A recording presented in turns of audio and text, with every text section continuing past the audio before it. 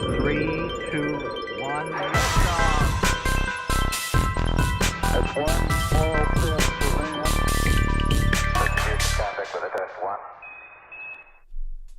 Hey everybody, how's it going? It's me, Tim Dodd. I hope you know that. The Everyday Astronaut. That's my name. That's my thing. That's what we're doing here. How is everyone? Happy Sunday. Happy weekend. Happy, for me, this is like my favorite time of year. I love when it's starting to get a little chilly. I love the leaves changing. I'm such a sucker for that. I get happy. And I love sleeping with the window open. So you can just feel like the cool air in the middle of the night and waking up. Oh, it's just the best. So yeah, it's spooky season and I'm happy because of it. All right, so friendly reminder: if you happen to be in Discord chat, please do use YouTube chat if you can. I mean, it's not like vital. If you still use Discord, I'm not gonna be that mad. But yeah, we try to use the YouTube chat so that everyone can see if you're not a Discord member as well, and that way, also if people are replaying this, they can also read along what chat was saying. So, oh, nice. Ben just ran 13.3 kilometers. That's awesome. Ugh, I want to get back into running so bad. Okay, so today, as promised, we're going to do some Kerbal Space Program. Now, here's the thing. I'm going to make a hard no on anything Starship. We're not doing anything Starship. I see a lot of Starship things. Sick of it. I saw some, like David Whitney asked, launch James Webb to L5. Now, the problem with Lagrange points in Kerbal Space Program is with a stock Kerbal Space Program, you can't actually do a Lagrange point. Lagrange points are these places where the gravitational influence of multiple bodies balance out. So, like in between the Earth and the Moon, there's a point where the gravity, the gravitational pull on the Earth, on the spacecraft from the Earth and the Moon would be the same. And if you kind of stay in that zone, it'll basically stay perfectly in line with the Earth and the Moon. Same thing on the back side of the Moon. There's actually still another place there where the two forces will equal out. Those are Lagrange points. You cannot have that between the Earth and the Sun. Unfortunately, Kerbal doesn't actually do Newtonian physics with stock. So, or is that what it's called, Newtonian physics? I don't remember. So you can't actually do Lagrange points. We're not going to do that. Do Interstellar. I like that idea. No Starliner today. That's hilarious. I've done Starliner before. I don't know what to do. Honestly, the one that was from Victor said, if you want to try something crazy, try, for example, building a rocket which will use all the engines in the game. I think that's pretty funny. I kind of think that's the best. Three body physics problems. That's probably what it is. Okay, so what I'm gonna do here, we got to get some music going first right away. Where is I thought I had like a live stream. There it is, live stream playlist. Let me know if the volume on this is okay. Don't want to blast your ears off too much. But hopefully it's about right. You guys let me know. So there's two things that I want to do that sound pretty fun. Check Pilot's Lounge. What did you guys put in Pilot's Lounge? Yeah, I think Alex's challenge. What was Alex's challenge in Pilot's Lounge? Give me a new one. The Vulcan booster thing. I like that idea. That was pretty fun. Where you split up the Vulcan booster. Electron to Venus would be interesting. Basically, it'd actually be kind of a fun challenge just to do the smallest spacecraft you could. to Venus, to get into Venus orbit. And smallest little rocket. Well, and by Venus I mean eat, of course. That'd be kind of fun. The smallest little rocket. Let's see. An ICBM. I kind of like the idea of trying to use, just for fun, I gotta just do this first, and we'll see if it's even possible. I gotta try using every engine in the game on one rocket. The Saturn shuttle one was pretty fun. I'm pretty quiet with the music. I'll go like this here. How about that? And maybe the music still down one more notch. Is that a little better? Okay. I'm gonna, just for fun, I gotta see if this is even possible. Let's just try building a rocket that has every engine in the game. Because why not? I'm gonna make it so this can actually, just in case, I want to be able to recover my Kerbals. So, yeah, welcome to Kerbal Space Program. There might be some of you that have never actually seen Kerbal Space Program. I have no idea. I don't know what you've been doing in your life, but maybe this is your first time seeing Kerbal Space Program. If so, welcome. So Kerbal Space Program is, of course, like a simulator slash, kind of like a flight simulator slash rocket builder. Let's see. How am I? Okay, so let's start smallest. Let's go small. This is going to be awesome. Okay, wait. Make sure that's only one engine there. Oh, why don't I put just for sanity's sake, I think I'm gonna do the engine plate thing, and then as many attachment nodes as I can. We'll start with this. Okay, one engine. This isn't that absurd. I feel like we'll be able to do this. 4 of these guys. 1, 2, 3, 4. I'm gonna pull them out a little bit. I feel like they're a little clipped in there. Okay. Cool.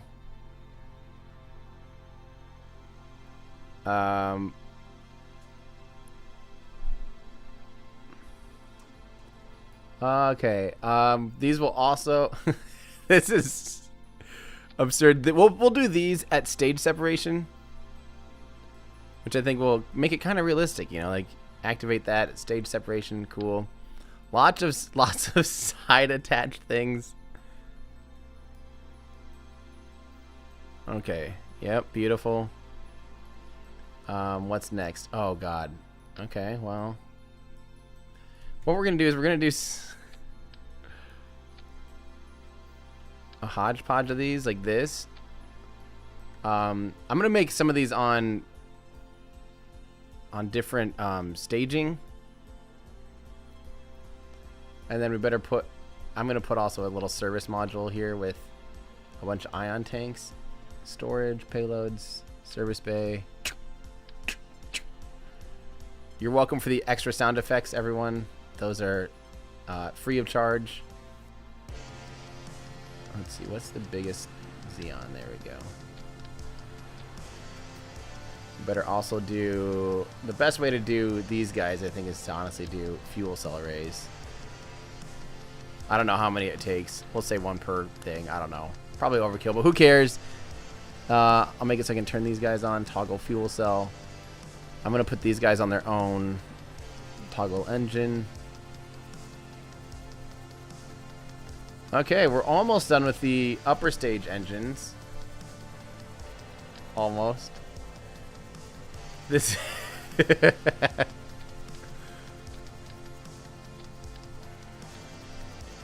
Very good. This is going to be the silliest rocket we've ever seen.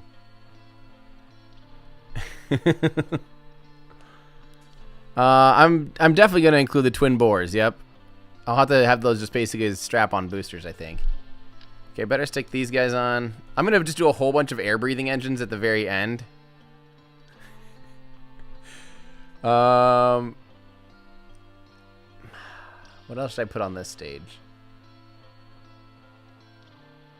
Maybe a little, maybe these guys.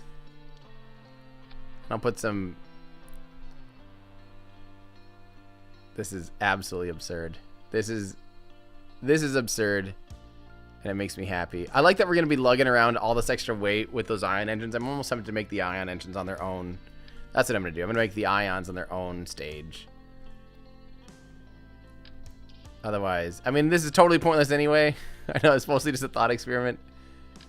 But, attachment nodes. Let's just do 4. For now, where is that attachment node? Down there. For now, I'm just going to do this so I can...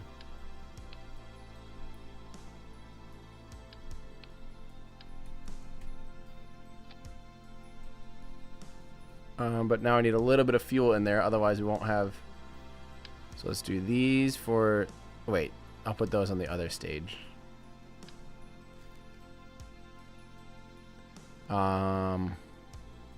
We need a little bit of fuel for our reaction wheels, or not reaction wheels, whatever it's called. We'll do some baguettes. Fuel cells, now have that. I'll go very short.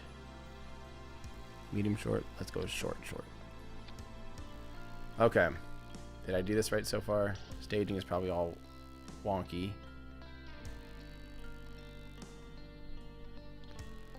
Okay, we're gonna need some monoprop on this stage. So let's do this bigger monoprop stage. That'll be... Oh, how are you guys thinking about this? This is going pretty well. Was there ever a point for Kerbal besides amusement? No, I don't think so. I think, I mean, inadvertently, I don't know. The side effect is a lot of people learned a lot about rocket science just by playing the game, which is awesome. Me included. 100% me included. Okay, so we're going to put all air-breathing engines, obviously, on the first stage. I think it's time to start doing...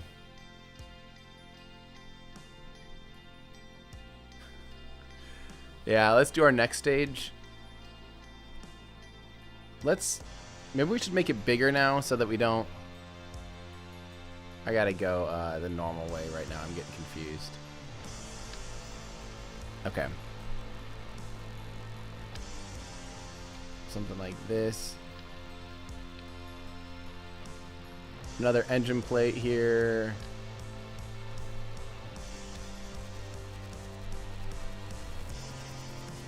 All right. Thrust away might be a bit absurd. Okay, now let's go size again. Next up, we've got our Terriers. Just to make plenty of room for everything, what I'm going to do is... I'm only going to do, like, pairs of engines. I'm going to stuff the stage full of engines, basically. You're being weird, Kerbal. Okay, look at all that. Okay, so there. That's technically air breathing. We'll do a pair here. Yes, this is wonderful. We'll do a pair here. That one got out of order already.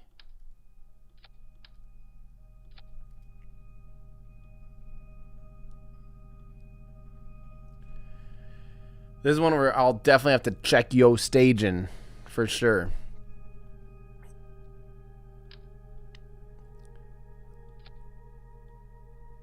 I definitely do not want... I think the KS-25 is going to be too powerful for this stage.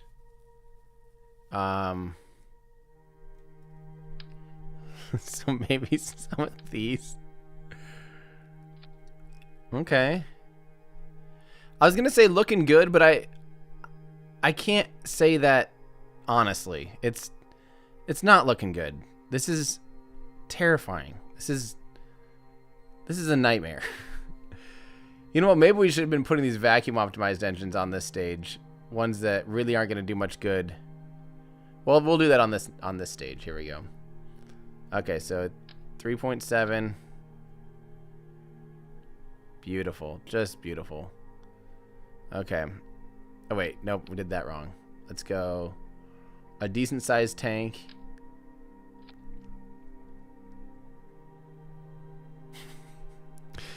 I better start adding some. Oh, good. It already did that. Auto strut grandparent. Grandparent, yep. Just so this thing might get pretty wonky. Weird that some of them are automatically auto-strutted. Everyday Space Nerd, the video is going to be great. We've started plugging in a little bit of B-roll, but my last week was pretty well consumed editing and doing a lot of stuff. Here, let me show you this real quick. Had to do a lot of blurring in my Firefly tour, unfortunately. So this will come out. They're going through it this weekend again for like the 5th iteration, but this is like I had to sit here and kind of blur some stuff in the video. Unfortunately, so that took a lot of time, a lot of like custom blurring, a lot of yeah. So I've spent a lot of time and back and forth with Firefly to get this out to you guys. So once that's done, though, I'll be full-time Soviet video mode, and Andrew's already kind of working on some stuff too. So, yeah, it's going. It's just a slow, scary video to make. Very scary video. Okay, so where are we at here? Our KS25. So this obviously can't be our first stage, but we do need to start sticking some of these vacuum-only engines on here.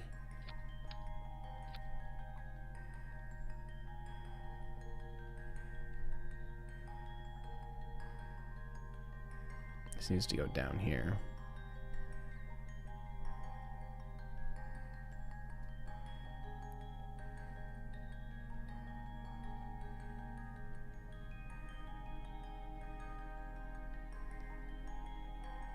Kat, as far as I know, you're the only VTuber Patreon supporter I have. This one, yes, bear. Yes. I love that they've modeled all these to be optionally bear like that. Bear.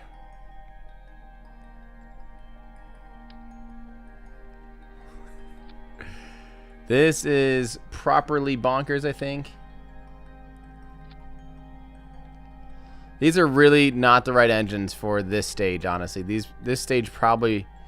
I could take this stage and put it up here. Well, because this has a lot of like sea level optimized engines. But whatever. It's more about the size. Let's see.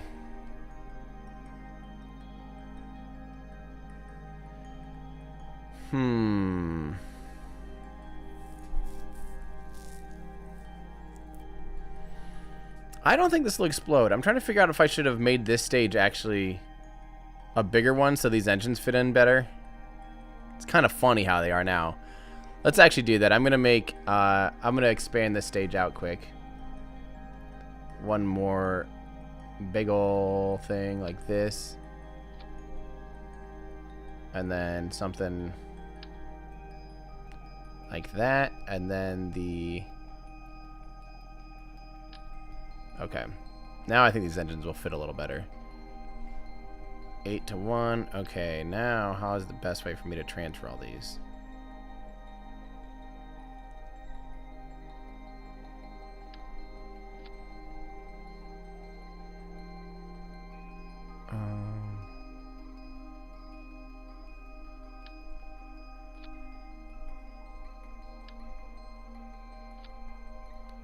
Like that.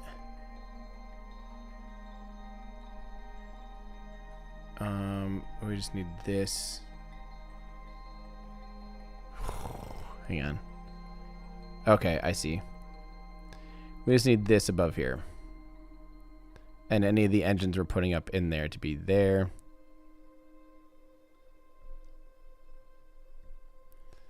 Okay, now we need these to go there.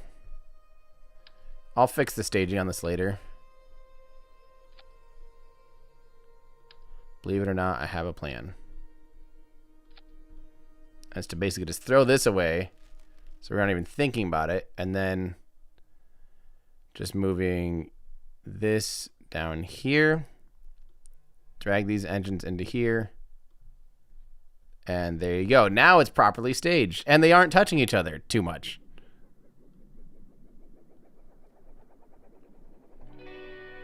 Okay, so that's our... That'll be like our second stage, and there'll still have to be boosters on this even. This is a fun challenge. This is the kind of thing that I like this idea. Just because it's just simply, it's just silly. There's no other way around it. It's just plain silly. Okay, we do want that shroud back now, though.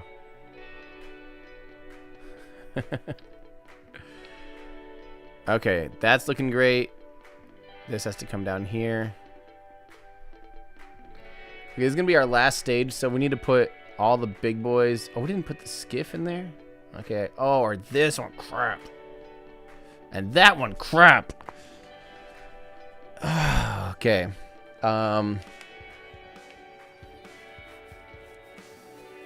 We haven't done a nuke yet either. Or any of the air-breathing engines. Oh, God.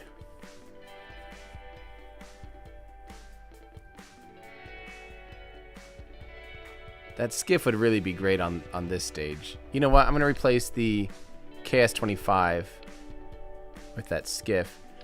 I have a feeling this stage isn't going to have nearly enough thrust-to-weight ratio, honestly, to do anything. So, yeah, what is it right now? Well, that's not bad. If it's in... Okay. It might be good enough. Assuming we can get that... Assuming we can get that thing into a vacuum. Okay, just for...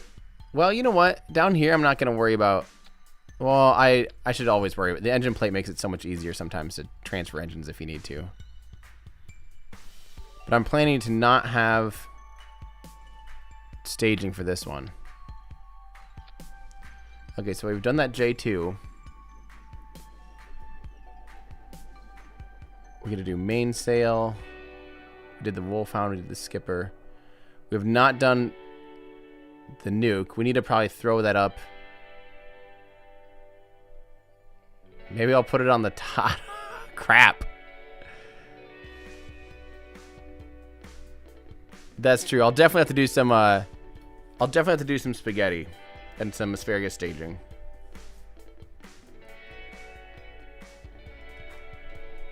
Okay, so let's go. These are terrible first stage engines. They're awesome upper stage engines. Oh, you can't even... Okay, these have to be like...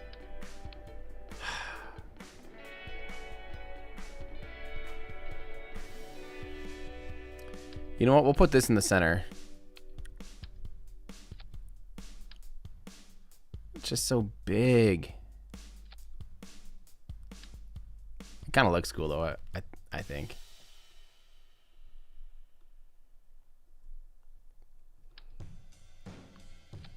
Okay, there's that. That is hilarious. That might be... I mean, if I do a few more KS-25s, that actually might be a cool, like, sustainer core booster. But we better throw on the Mastodons. God, that even looks small. What I'll do is I'll probably have to push these out of the way a little bit so they don't interfere with that engine.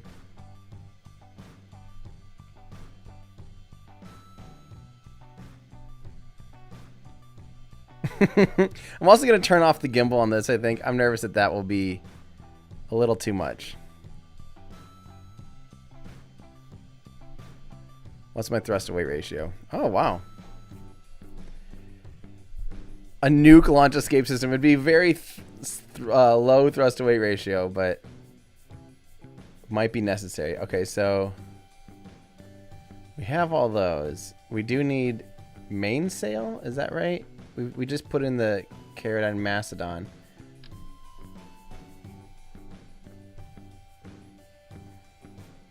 Oh, that's bigger than the Mastodon. I forgot. Oh, no, it's about the same. You know, I'm also going to turn the gimbal off on this.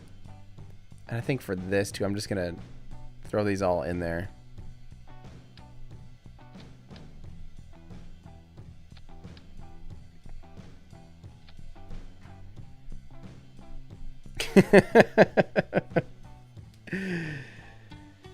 Oh, that's funny. Okay, what I'm going to do, I think I still need to kind of push these out a little bit.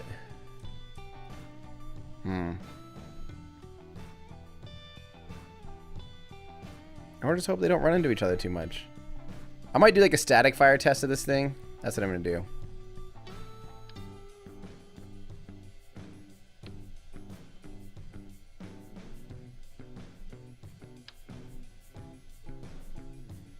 And just hold on and see if we can do a wiggle test here.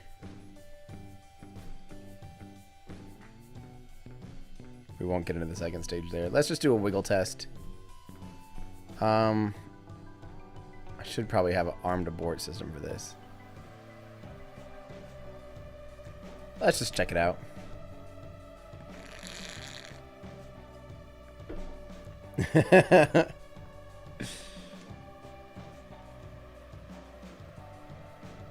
This is a funny challenge.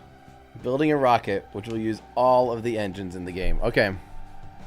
Let's just fire this first stage and see if it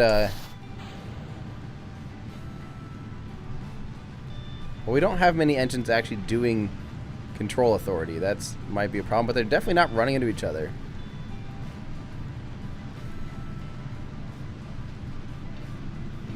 Maybe I should turn on the gimbals on this guy. So yes, we're going to have some control, more control authority in some directions than others. Well, they weren't, it wasn't blowing up. Okay. Well, I'm definitely counting SRBs as the engines in the game. This is just the beginning of this. Of course SRBs are engines. This is I have a feeling I'm going to fly mostly straight up. Okay, so now let's get into our attached core boosters.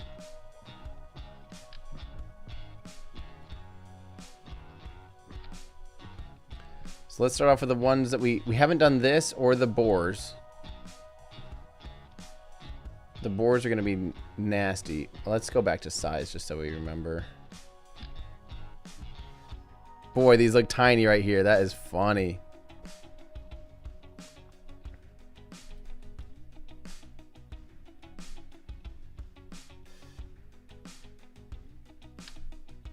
Too big.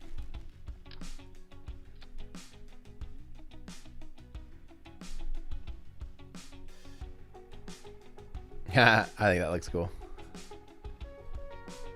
So the core will burn long enough because what I'm going to do is I'm going to do a lot of... So actually, I'll probably stack this so we have plenty of fuel in reserve. Or maybe not plenty, but hopefully a lot.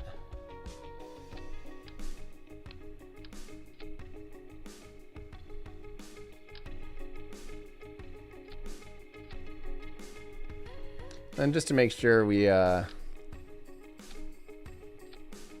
don't just blow this thing up.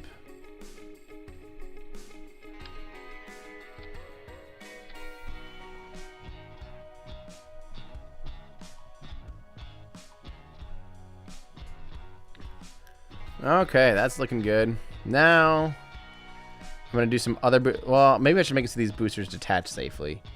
I probably could get rid of those up there.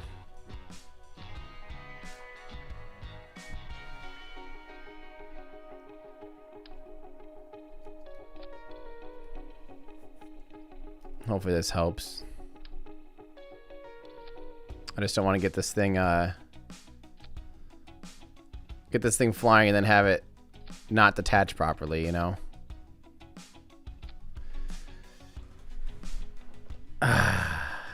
Okay. So there's the first set of boosters. And because of asparagus staging, we'll let those babies run for quite a while.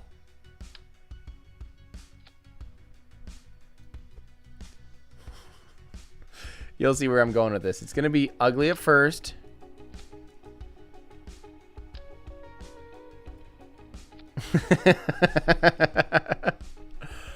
Okay, hopefully we have enough thrust to weight ratio for this bad boy. We will when we get the SRBs on there. Okay, what is our thrust to weight ratio here? 1.75. Okay, so we still got plenty.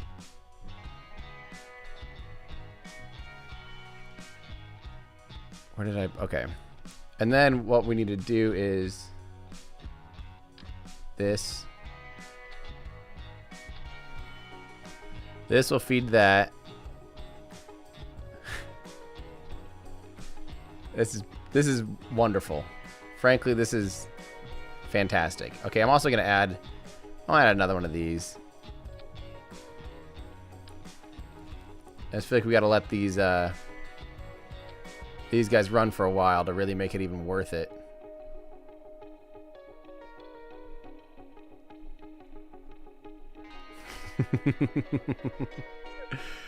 If this works,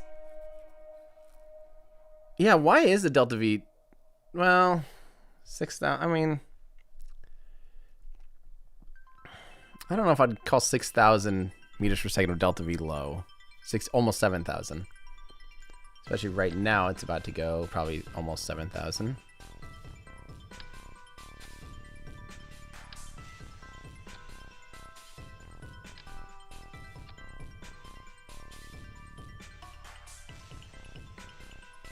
Little pokey.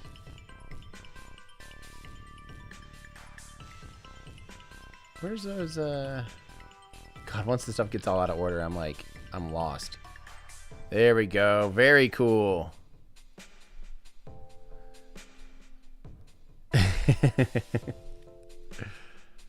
going to save this just in case something happens. Every engine in the game.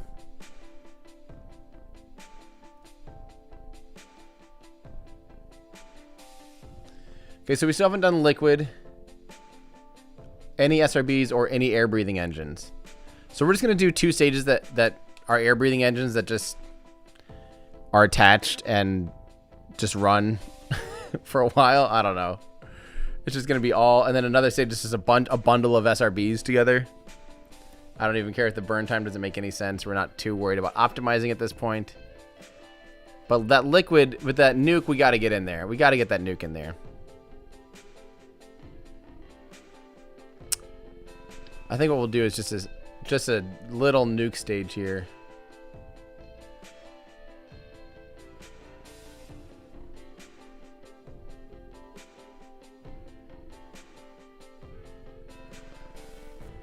What's the best way for me to do this? I think I'll have to just do like a...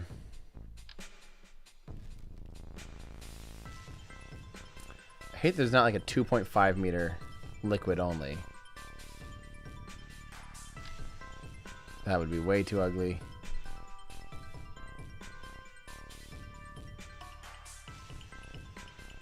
I think I'll have to just do the regular liquid core like this and just bundle it.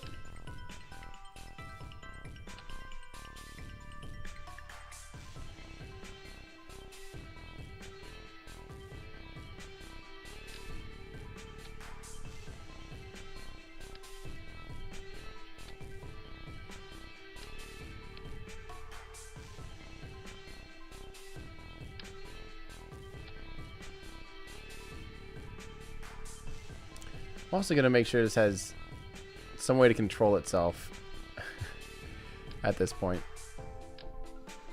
Too small.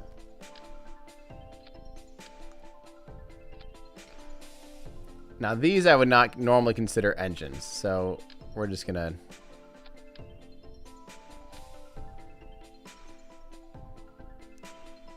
Okay, that's kind of cool actually. And especially in the vacuum, that's... In a vacuum alone, we have over 10,000 meters per second. I think we're going to be okay, guys. I think we're going to be okay.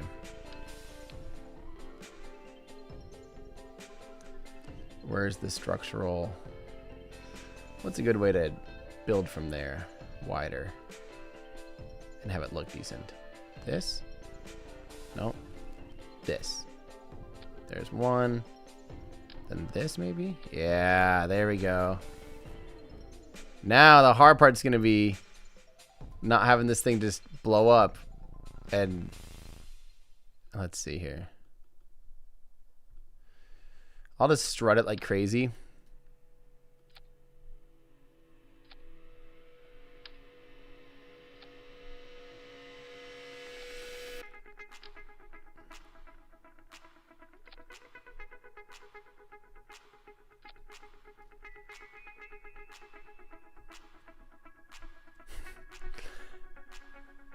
Fuel drain valves is probably a good idea.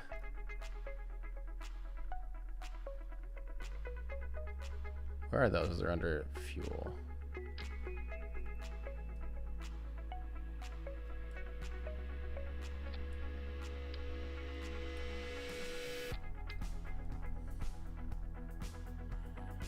I don't exactly know what we'll need them for, but...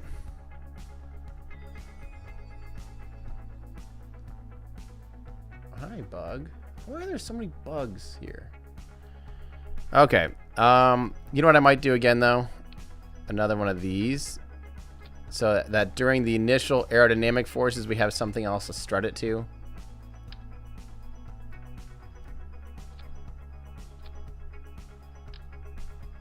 So I'm a little nervous about the... Oh, great. It's doing that error.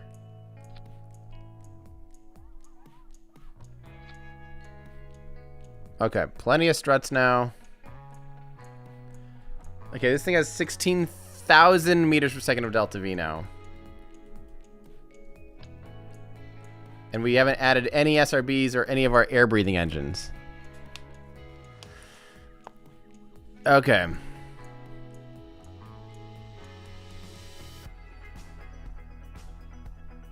That's actually kind of... I actually like the upper stage. I am not upset with that at all. That's really cool, actually. Let's make sure I've got that staged properly. I think I do. Ooh, no I didn't. Dink, dink. And these engines.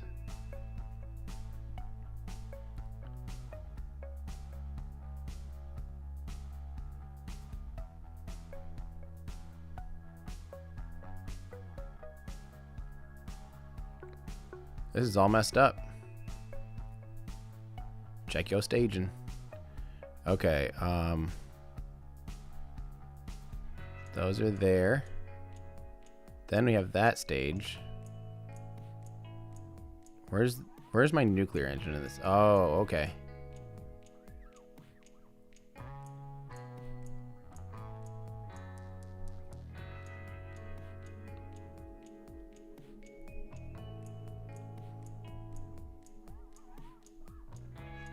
$17,000 meters per second of delta V.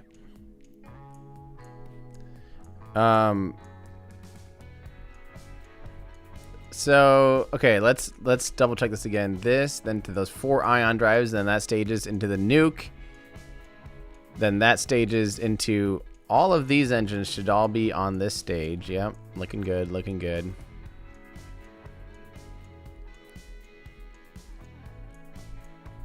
Okay, then that stage here. Yep, and those fire to stage. Then we go into these engines. And then stage below it. Yep, that's good. Then we go into these. Stage. Then we've got these side boosters staging. Oh, wait. This needs... Oh. Oh, no, that's right, actually. This will stage... after, yeah, this is actually correct because it's asparagus staging. They'll all fire at once, every one of these engines, and then they'll stage first from the big boys here, which I gotta put some. This won't help much, I don't think. Actually, what I should do, I should just attach like the mite or whatever here, and just go.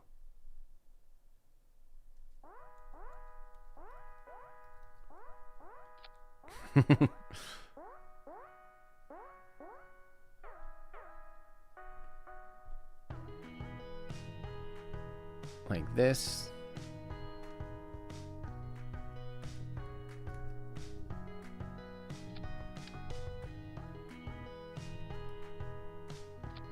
There we go.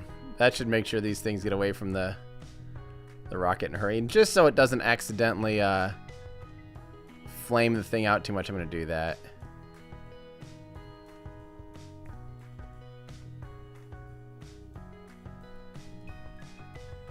You know, make it slightly realistic. Laughs in Kerbal. Okay, well, I think we got I think they're still kind of pointed at this one, isn't it?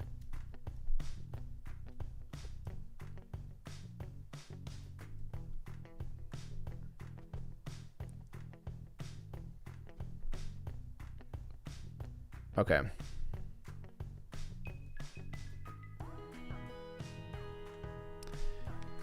All right. Now we need to do... So actually, that's good. We've used that SRB now, so we don't have to use that SRB again. We've got everything at the top of the list here, I think we've got, right?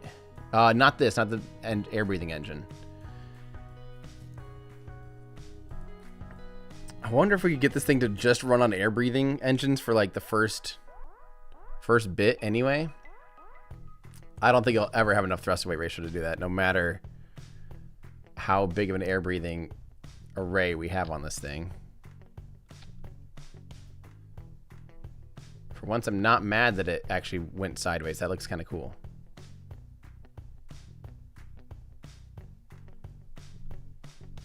What I'm just gonna do, I'm just gonna attach like all of the air breathing engines to this thing.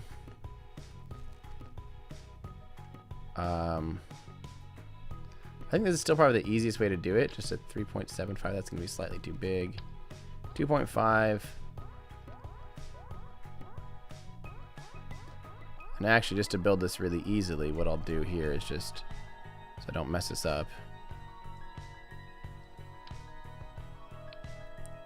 go like this. Then I'm gonna add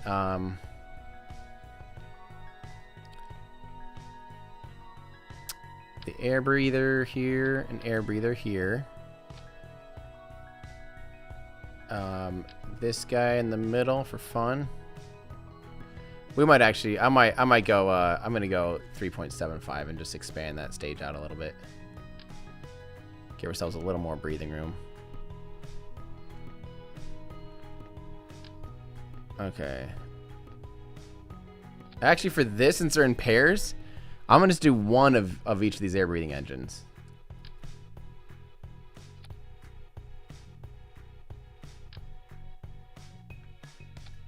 Because there'll be two of these on each side of the rocket, so it doesn't matter. Did I use these yet? I don't think I used those yet. Did I use them up here? Oh, I did. Okay. Okay, so we got that in there. This guy. Is that what I just put on? Yep. Okay, so we need to still do the solids. We'll do the solids later. And then just that guy for air breathers. Right? That's my last air breathing engine. I'll just take that off on the side. So let's just put a bunch of the... What's the most powerful at stationary thrust? Stationary thrust, 130. Stationary thrust, 85. Stationary thrust at sea level, 160. But that's... Oh, 105 when it's air breathing. 120. That's actually pretty good. But this is the best. So I'll just pack this thing with the rest of this is so dumb.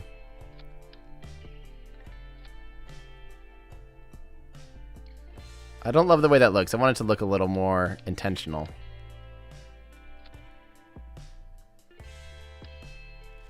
I don't love that those are overlapping either. So I'm just gonna, you know, I want this to look, I'll use the word reasonable lightly, but reasonable. There we go. And these are all the same stage, right? Okay. We actually don't need this stage just so we don't even get it confused. I'm gonna add just so this looks real good. This is all about looks.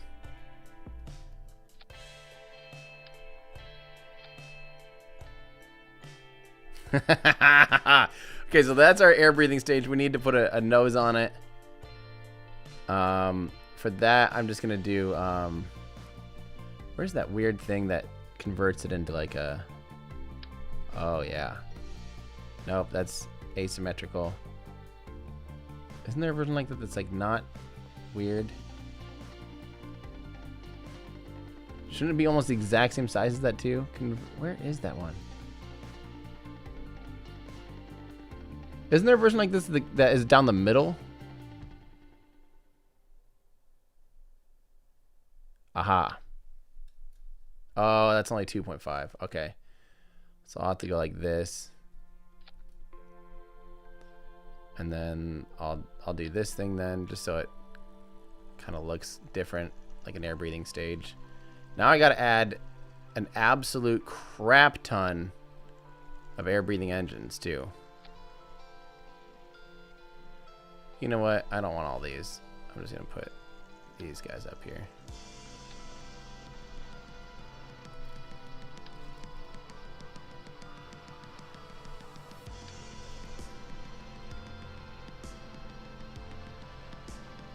Sort by space? I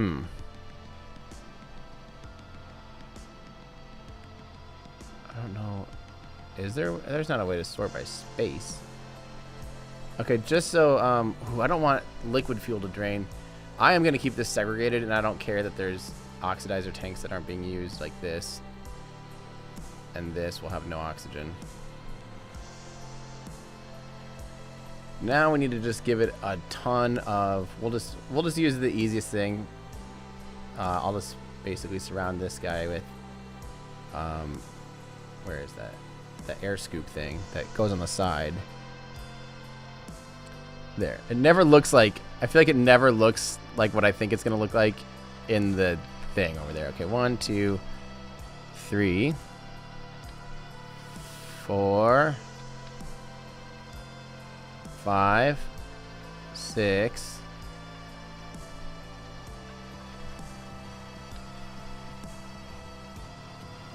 7, 8, 9. How's that look? Wow. Just for style points, this one's going up just so it's like.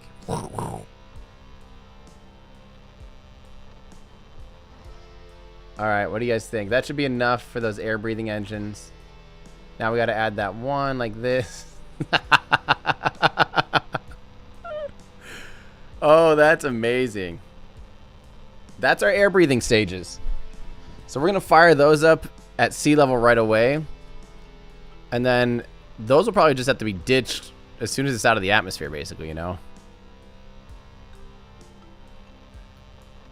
I love it doesn't even try... It doesn't even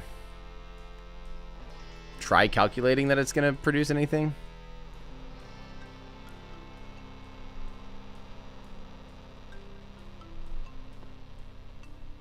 For some reason, the way this looks right now, this looks Soviet to me. Like, this looks like something they would have done like during the Braun era, like in Energia.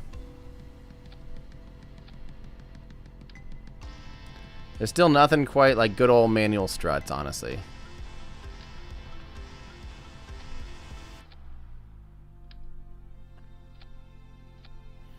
Okay, let's also add, for stage separations, I'm going to do, I'll do a pair of these again.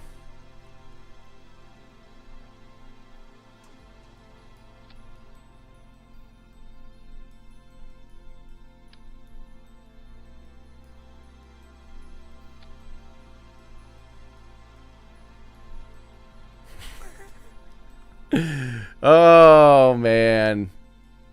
Okay, this is wonderful.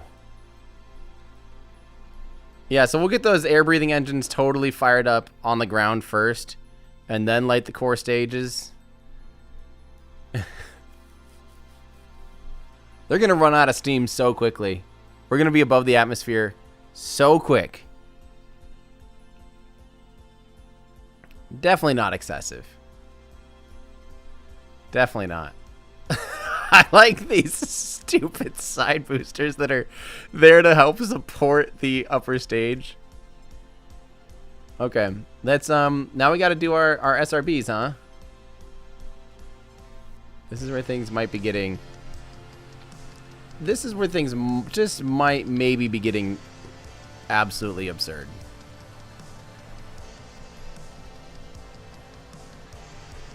Okay, so we're going to light these.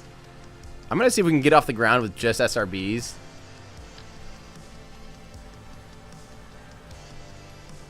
Oopsies, did I mess this up now? Core.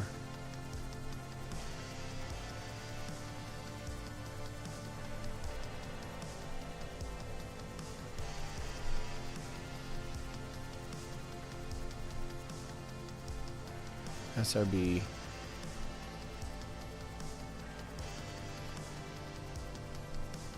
SRB. Okay, so yeah, like I said, we're going to first light the air breathers, then we're going to light the SRBs.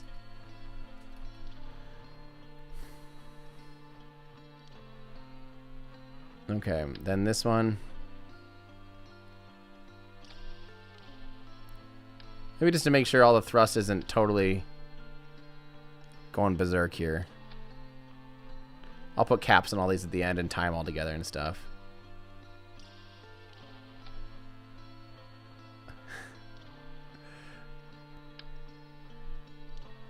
Whatever. At this point, we're just going to stack them. I don't even care anymore. Shrimp. Oh, that one's a little offset. Can't be doing that.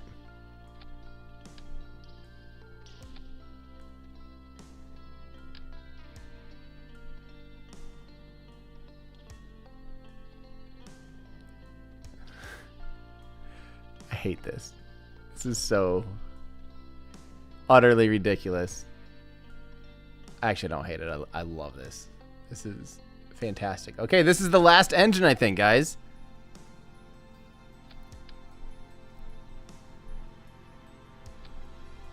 This is the last engine. What's our thrust to weight ratio on just this stage? So this stage and this stage alone, I don't think we'll actually have enough thrust to weight ratio to even get off the ground. Here's what I'm going to do. I will be shocked if this thing stays together.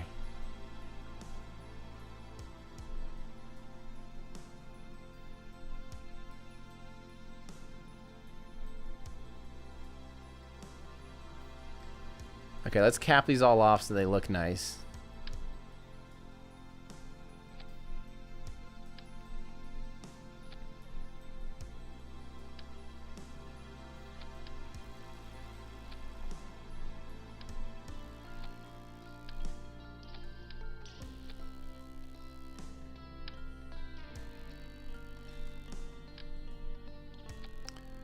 Alright, then we need some bigger ones here.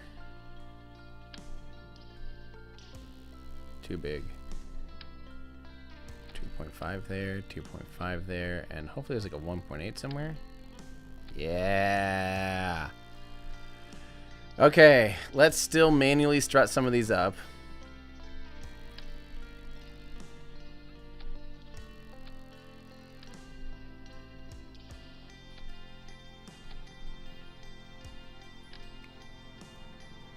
Because you never know.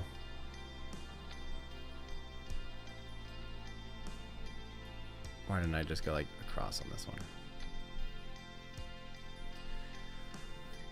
Okay, hope there's an abort tower. There is no there is no abort tower. That might be a slight oversight in the program development. I'm actually going to use these as our abort motors, or our stage separation motors.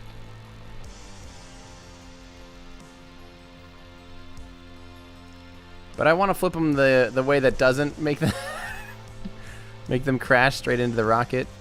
That might not be a bad idea.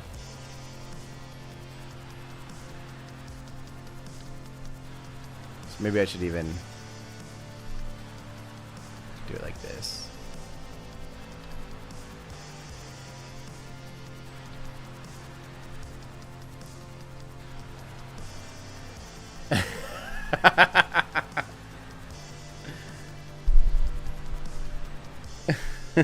Yeah, this is definitely an ICBM. Like, no questions asked. I feel like we need... I'm nervous this isn't going to separate very cleanly.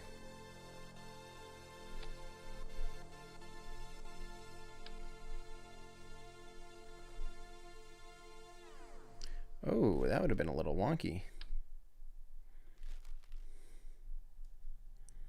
Oopsies. Oh, well, I'll do this.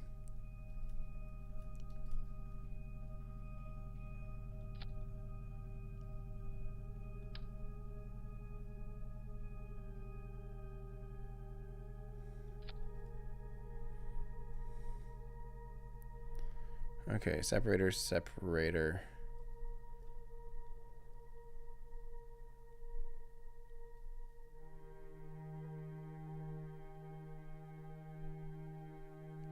Okay, got all of them. Excuse me there, buggy boy. No thanks.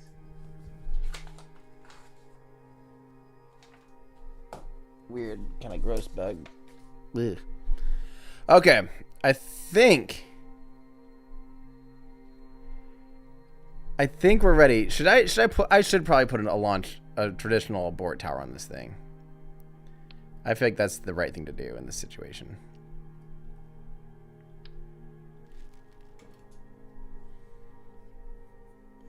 So let's put a good old regular, where is that thing? Docking port. I always forget where the launch tower is. There it is. Apparently I don't always forget where the launch tower is. Now we need a real parachute for the end.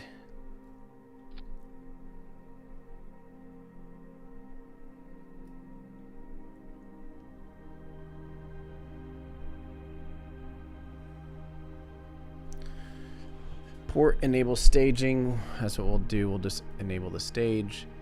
And we'll have these two fire off together. So I'm also going to make an abort action just in case. There's going to be toggle this engine, toggle the separators. Decouple. Okay, there's our abort.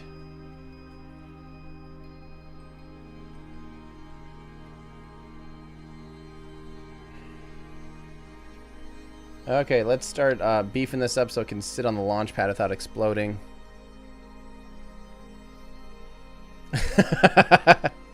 Okay, we'll have these trigger with the SRBs. Maybe the SRBs won't be enough, actually, so let's have them...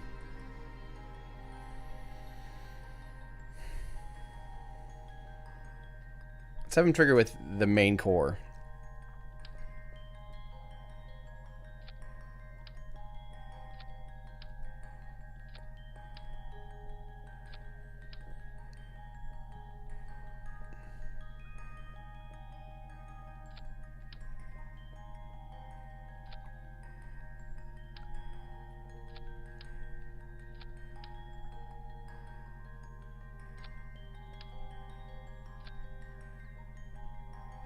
Okay. I think that's beefy enough.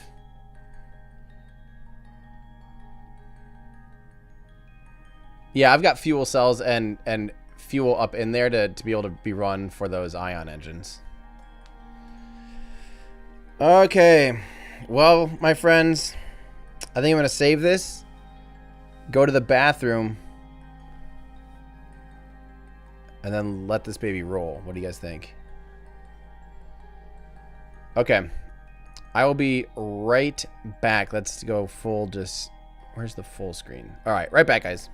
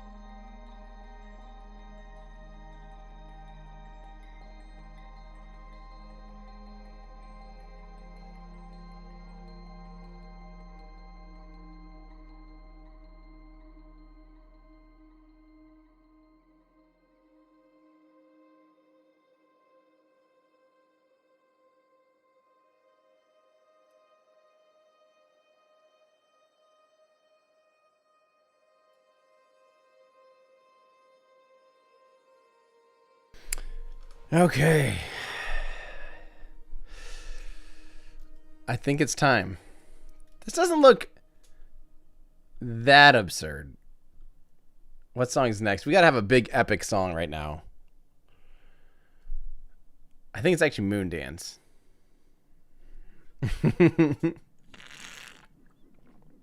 You're right, this is a castle.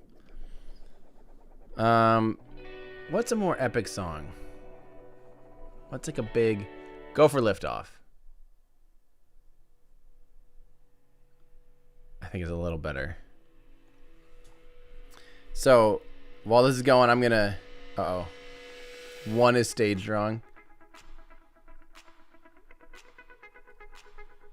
Okay, let's fire up those air breathers.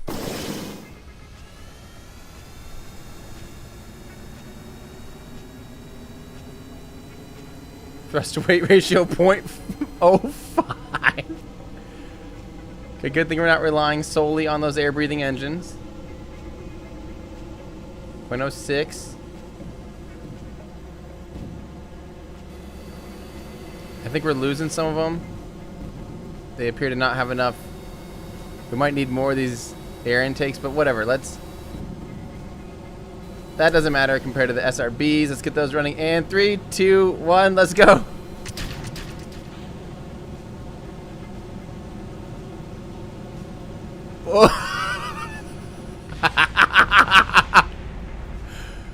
Oops.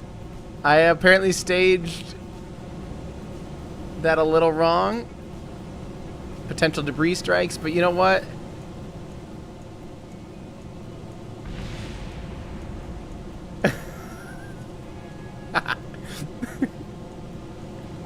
The Dodd Cross. That was just for fun.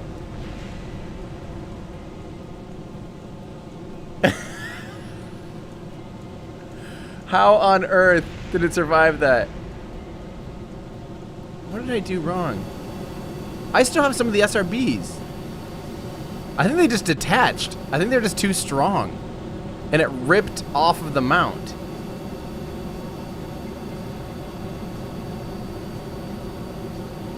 Well, we're going now, my friends.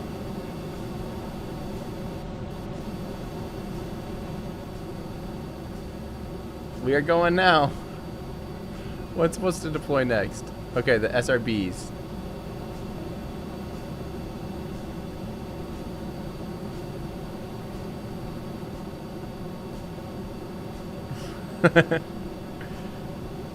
I don't think I'm gonna worry about my gravity turn. I'm just too nervous to touch the sticks right now, honestly.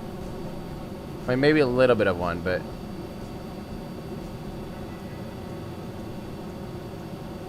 this is ridiculous. I bet our air breathing engines are probably gonna cut on us before SRBs, actually. We might want to ditch those next.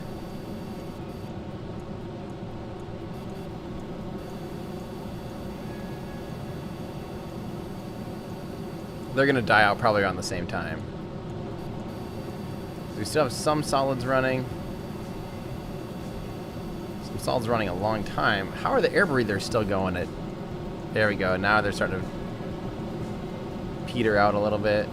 Some of these still probably have thrust or lowering. Solids are lowering. We still have some solids burning.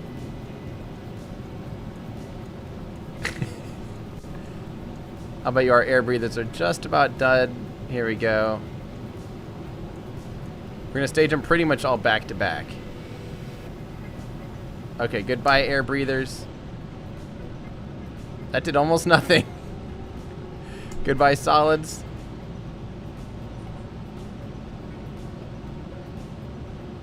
What?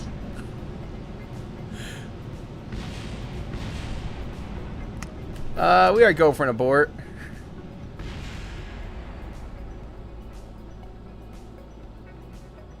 So I think we need to add more struts.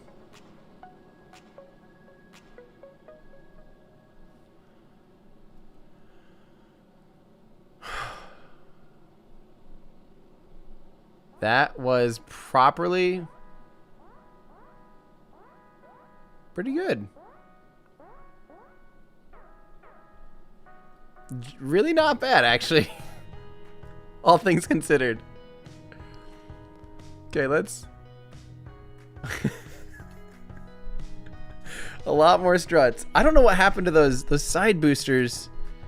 Couldn't hold on or something. I almost wonder if I accidentally staged the separators for them too early. This might be a real steep descent profile. We might see now why the Starliner needs two engines on its upper stage, so it doesn't have to, so it can't fly this steep of a. There's gonna be a lot of G-forces. Get ready. This is just gonna squash our poor Kerbals. There goes the launch abort tower.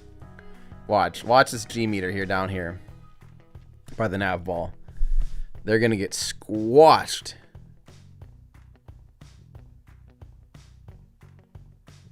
Way too steep. There's like 5 Gs. Oh, it's survival 6. And we can get those drogues out now, which, whoopsies. Actually, I grabbed for the main shoots too, which I didn't mean to do. Okay. Oh.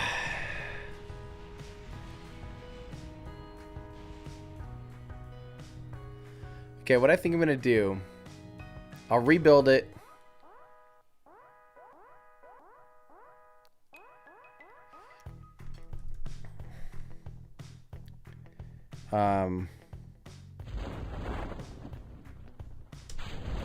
Okay, there we go. Main's out. So let's do, I'll fix that stuff up. I'm trying to think if there's anything else we need to change. Is 7 meters per second survivable? Probably, right?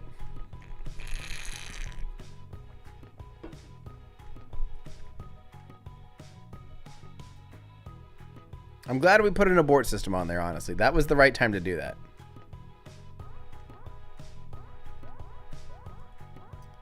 Okay. Splashdown, is it going to be safe? Oh, yeah. Okay, time to recover vessel. That was actually pretty good. I'm actually quite surprised. Well, oh, let's add a few more air intakes too, just so even at stationary mode, it has enough air breathing intakes to not poop out.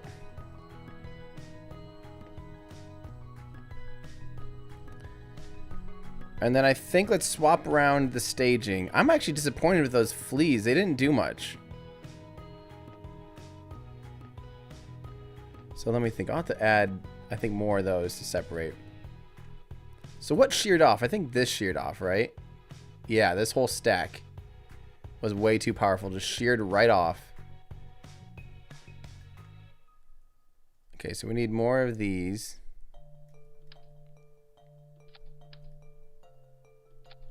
To actually detach.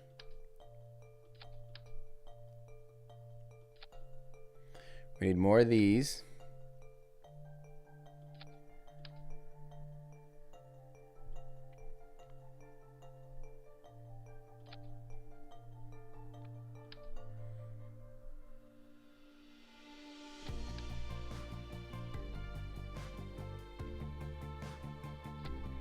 Okay, save.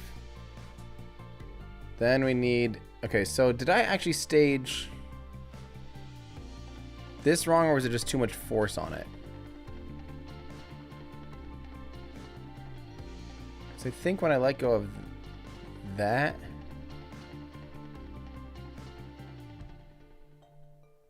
Air breathing. Oh, okay, so this is staged really late, which is correct. It just was too weak. Okay, so let's just strut the crap out of some stuff. Are all these guys... Oh, these aren't even strutted like that. We can do some auto strutting. That'll help. That'll help a lot, actually. And then we'll do some additional manual struts.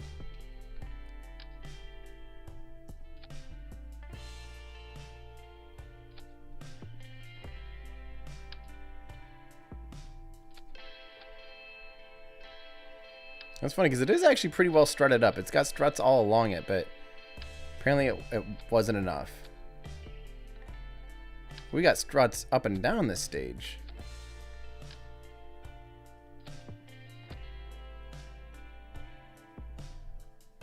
Okay, hopefully that's a little better.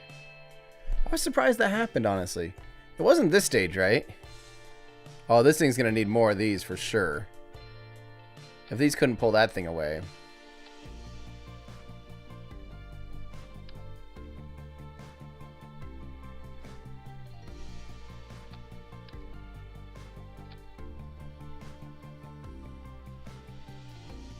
Okay. Now beef. Was this thing not strutted? Auto strut? It was, but wow. Still sheared right off. How did that happen after we I feel like we had taken off already, right?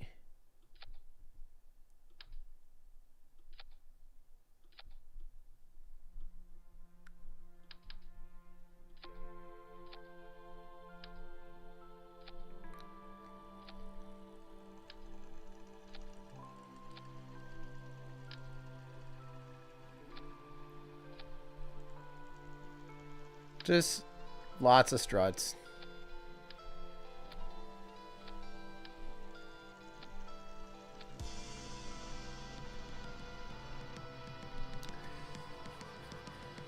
Oh, they did come off at liftoff, right? And then we had that one naughty one of these guys that we want up here. Okay.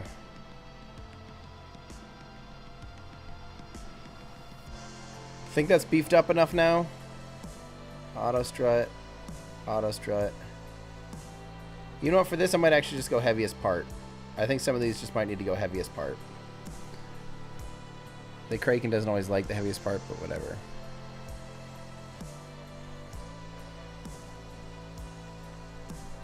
Okay, let's try it again.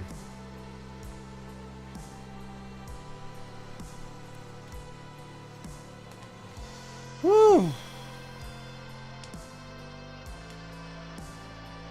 Yeah, those horizontal SRBs might be too heavy.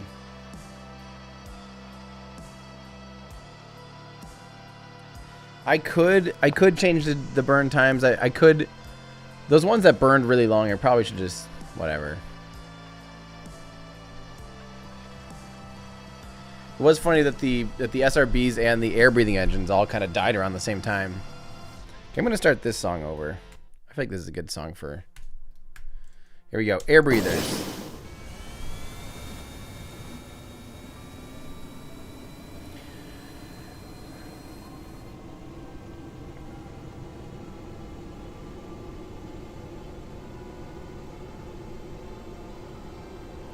.07. That's hilarious. .06 down somehow. And here we go. 3, 2, 1, hip, hip, go. It left those ones.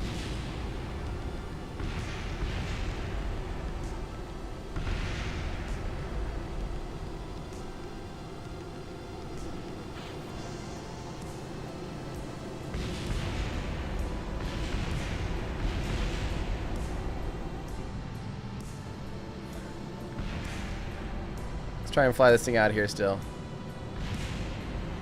Not giving up yet. Not giving up yet.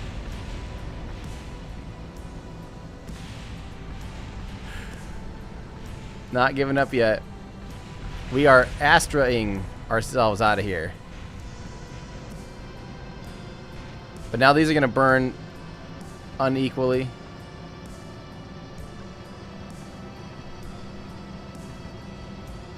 Here's what I'm going to do.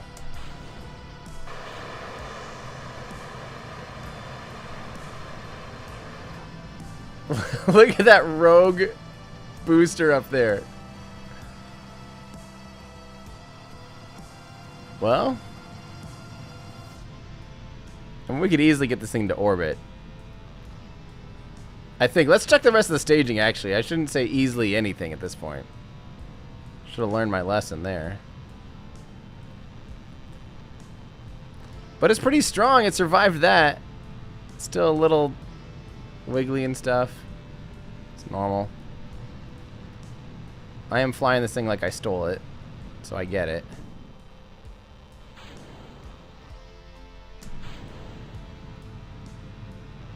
Ooh, very low thrust to weight ratio stage.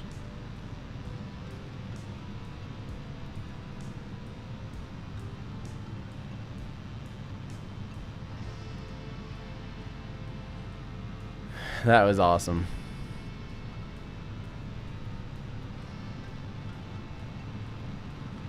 I'm confused why one half of the rocket broke apart and the other half didn't. That's very confusing to me.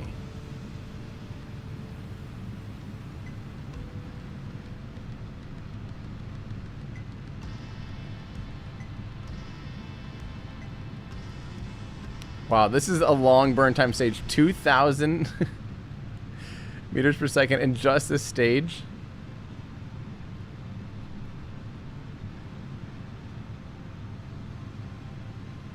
Okay, I'm going to cut the stage because I'm bored. I just want to see if all the stuff works.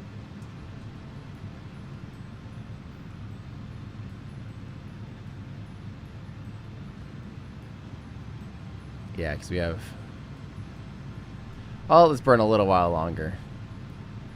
Average ISP of 340, not bad. It sucks because we have some of these engines that actually have super high, like 380.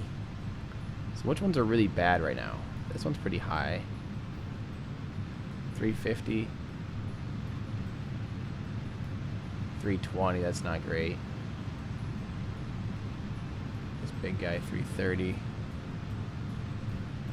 These ones are really good. 345, 355. Surprised our average is only 340.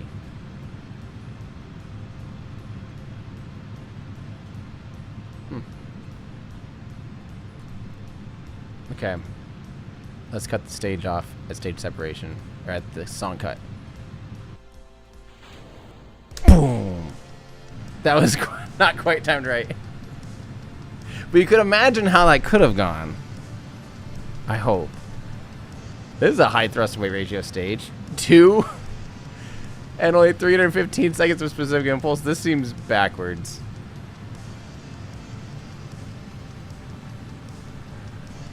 Oh yeah, we're definitely in space. We're way beyond space. I had no debate whether or not we'd get to space. It's just whether or not we'd survive.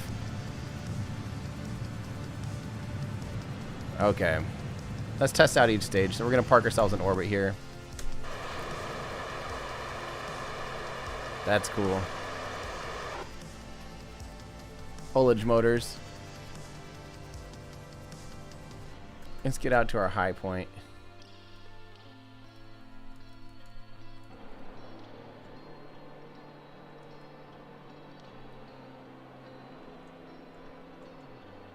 Okay, here we go.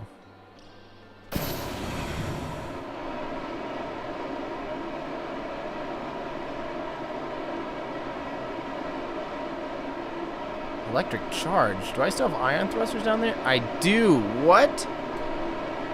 Why did I do that? My bad. And we're missing one of them. That's funny.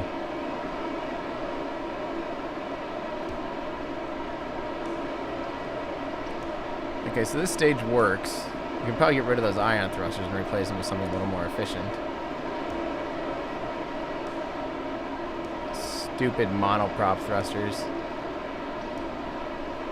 This stage only has an ISP of 297, and that includes some ion thrusters, which are 4,200 seconds of specific impulse.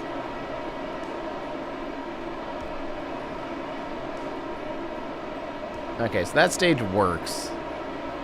Just has some weird design decisions.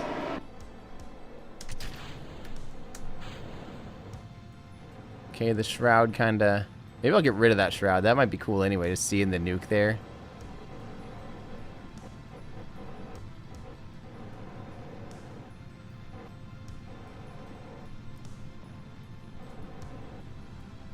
Very low thrust to weight ratio, but that's alright.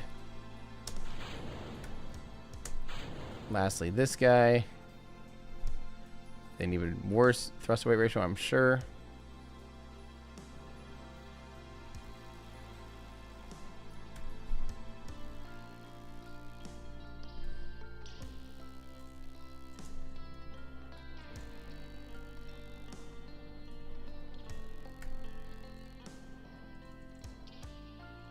Cool. Well, let's fix some stuff. Well, let me see the rest of the staging here. Make sure we're right. What's this then? Oh, that doesn't matter. Okay. We'll revert this one.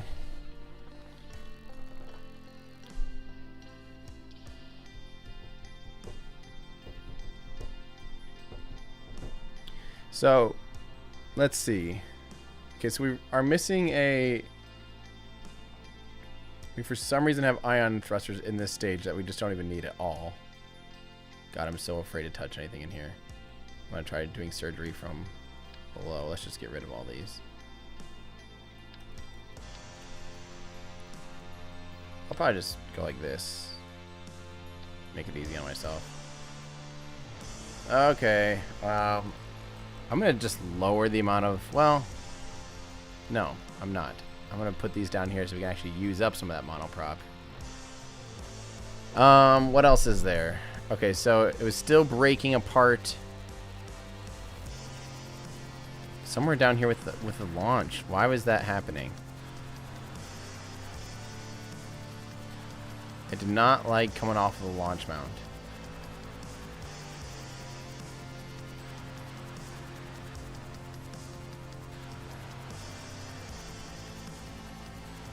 No, we left those. Okay. Maybe we shouldn't have these launch mounts attached to that tiny little thing. Maybe we'll go with a bigger booster.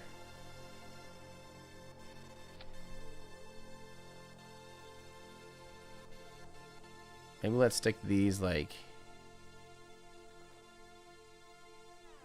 I don't know. A little closer maybe?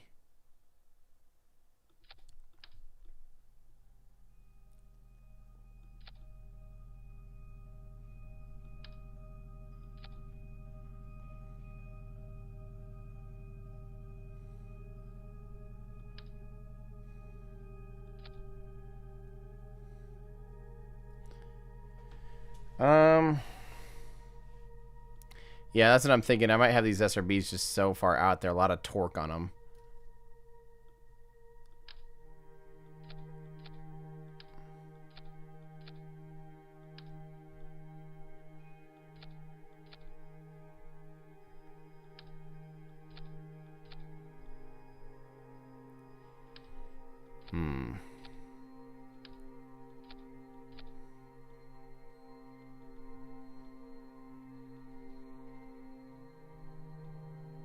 This will also help.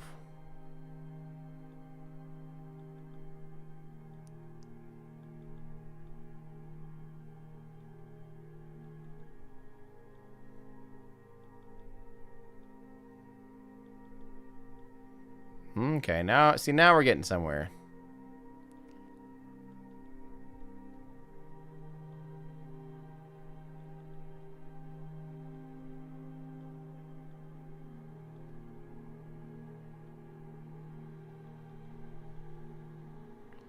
Okay.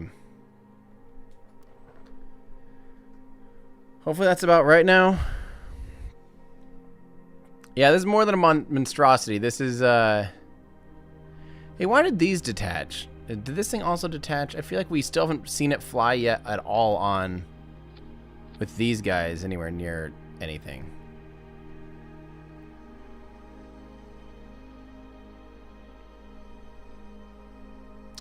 So the challenge is every engine in the game, and this vehicle has every engine in the game.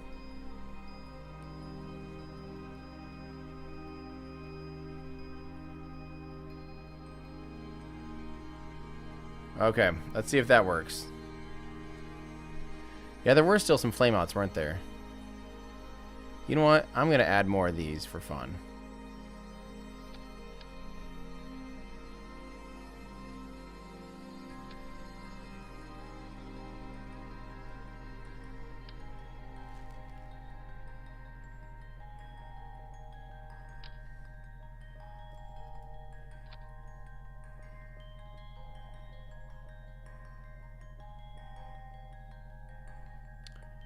Let's just do a whole bunch of these.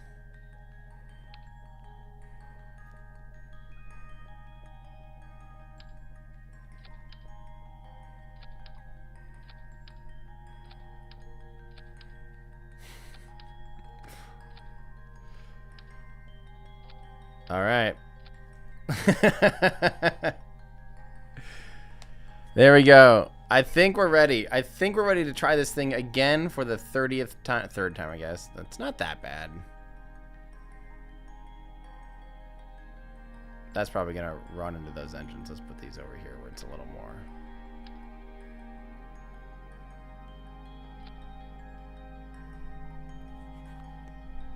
All right. Yeah, if you guys thought Super Heavy had you know, some plumbing fiascos, this is the next level of that.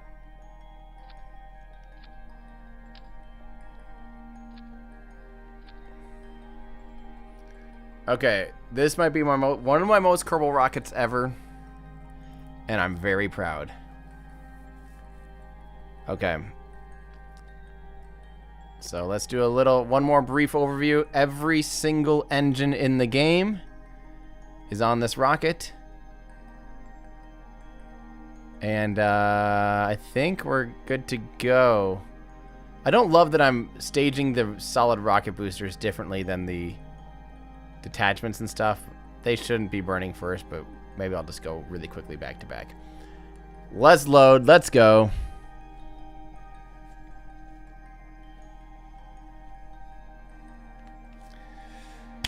What do you guys think? Think I can actually get it to do all of it? My goal is to actually run through all of the stages without an explosion. Heck, in a while, a few months. I'm still holding till I'll be surprised if Starship Super Heavy leaves the pad this year.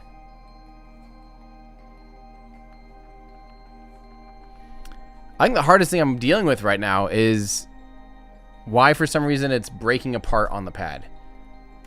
Okay, so hopefully this time it doesn't break up on the pad. Let's fire up those air breathers.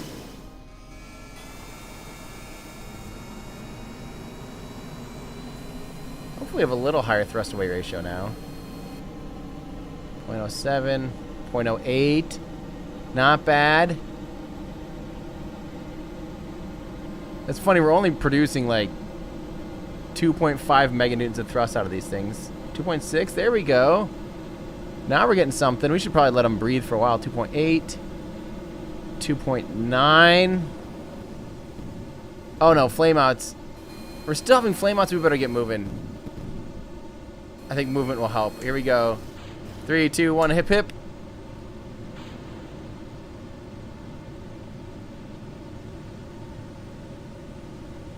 What?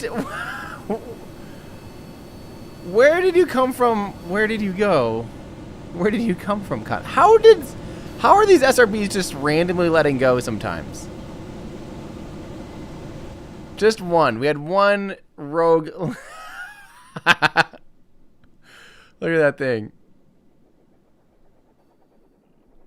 That is hilarious. Hopefully it doesn't come back to haunt us. I feel like the odds of it being directly in our path again are pretty low, but we'll just let it go. Yeah, it's getting out of here. It's doing the right thing and yeeting itself away from the pad. What is our total thrust to weight ratio right now? Is only 2. That's quite a bit less than I thought we'd have actually at this point. So next up we got to just figure out if these things are about to flame out or not. Which will be probably close to 20,000. Sweet. We can actually see if we properly staged this time.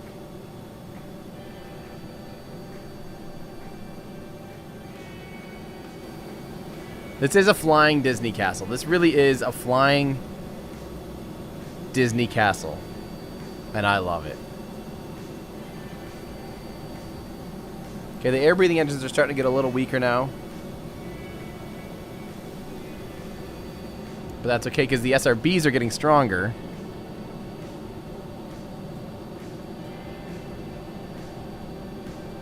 It's weird that it says, like, burn... What's it? What are you talking about? What's even going to last that long? 2 seconds? 1 second? Okay, so we're losing our air breathers. That's what we're losing. Makes sense. Maybe we should... I think we should stage the air breathers first. Uh-oh. Stop. It's not letting me do this. It's kind of a little broken. Maybe just to be safe, I'll just do those later. I'll let the SRBs burn out. You have one more SRB. Uh-oh. Something's starting to overheat. Why? Okay, we're out of SRBs. We're out of liquid. Those things don't do anything. They look cool, but it's like a pointless. Okay. We're still together. This isn't terrible.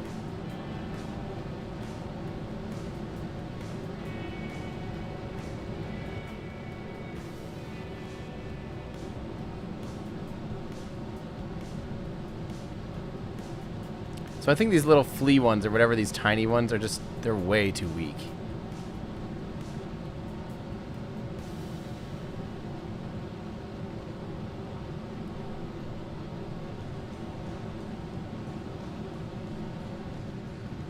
Okay, here we go. I gotta be real careful with this one.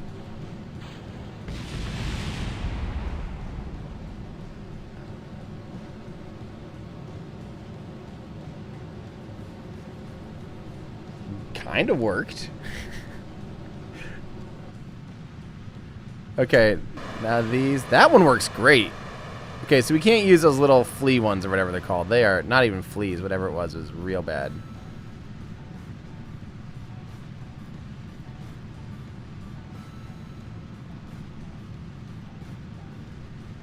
They're basically in orbit already, and I'm not even pitched over at all.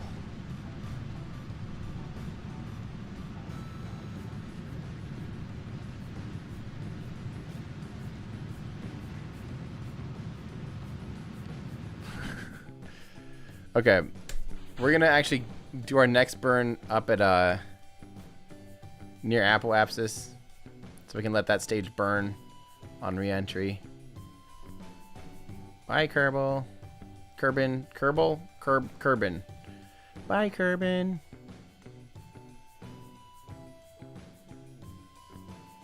Okay, here we go. Next stage. This is that stage that's awkwardly, surprisingly higher thrust to weight ratio, or higher ISP than the next stage. Wow. This is we have a lot of delta V in this thing. We could take this thing wherever we want.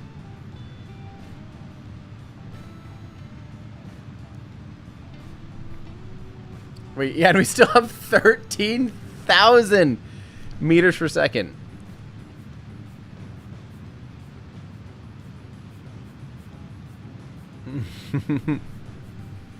Oh yeah, I remember when I sent Dream Chaser to the moon. That was fun. That was one of my favorite ones, honestly. Cool. Okay, we're officially in orbit.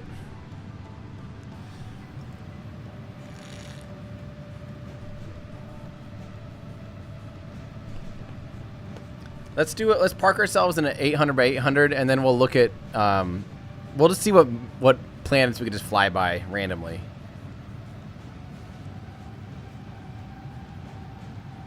I mean, we can literally go anywhere.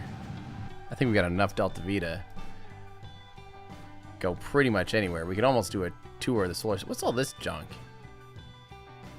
I don't want to see all that junk.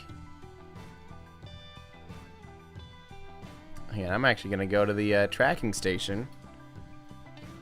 Hide junk so we don't see it.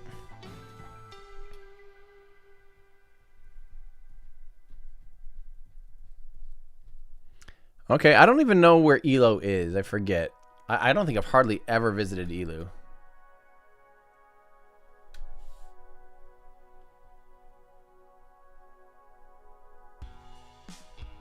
I forget where it is in the grand scheme of things. And what's its surface gravity? 1 point. Okay, so 0.1 g. So we could probably land on it. There we go.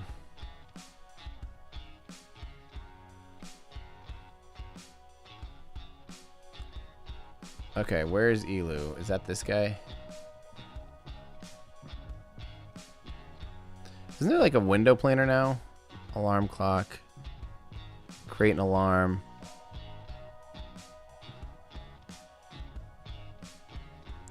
Planetary transfer window from Kerbal to Elu. Add alarm. Huh. We're only 17 days from that. Andy, it looks like you picked the exact right mission to do. Because we just so happen to be like literally at a perfect Elu transfer window. That is hilarious.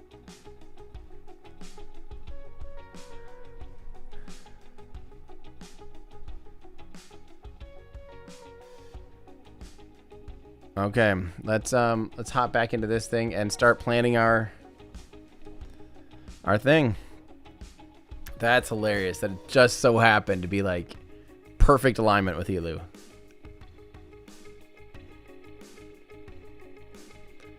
Andy nailed this one.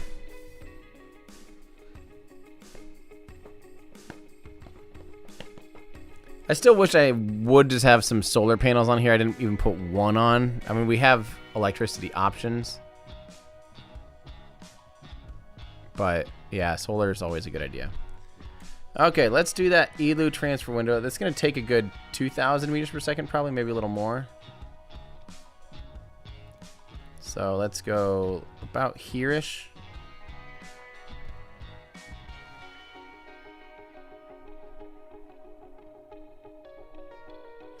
We'll probably have to do a plane change out there.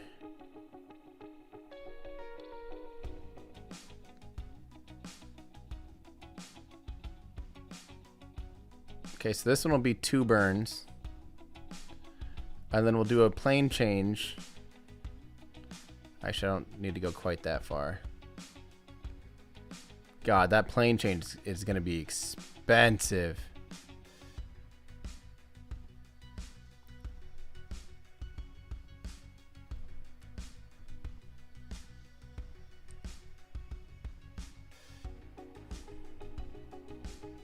Yeah, that's going to be a really, really expensive plane change. Why don't I plan that now just to kind of get a sense? So this is where mission planning gets really hard. Is you can just start doing your making sure your orbit's actually correct.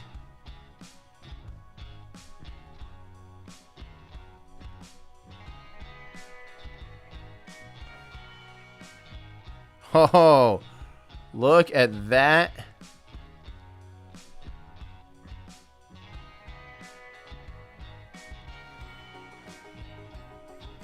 Wow.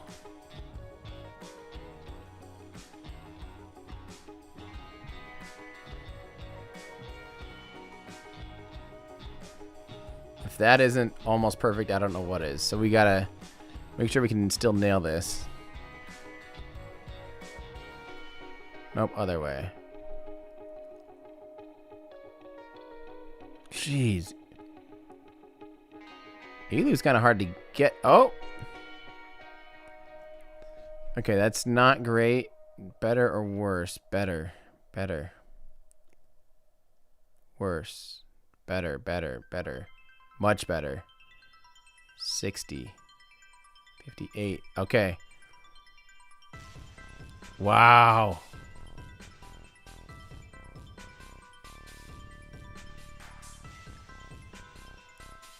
$30. Wow. Oh my gosh. That is beautiful. I am going to I'm going to save this. Okay, quick save.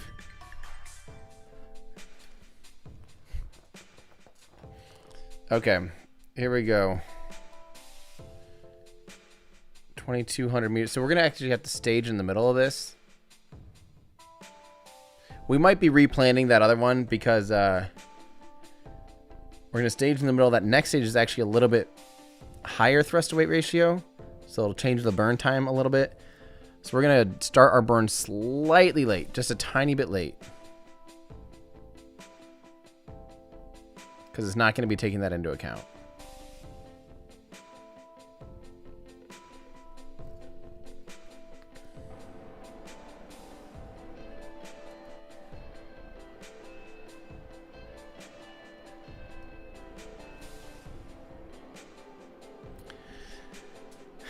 This is hilarious.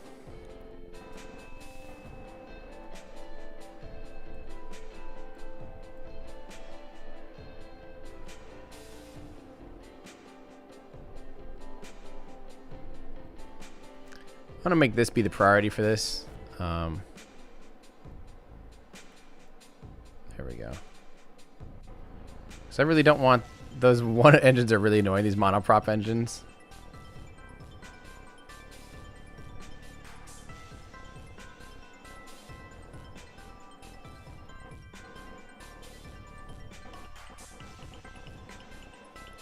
Oopsies, I should have started already. Let's do it.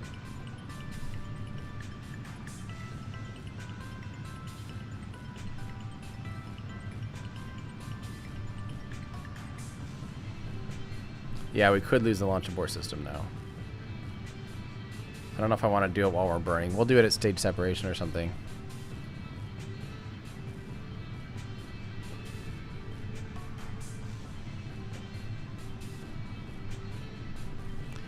Flo, you're looking at every engine. This rocket at the beginning had every single engine. Every engine on the entire tech tree was on this rocket.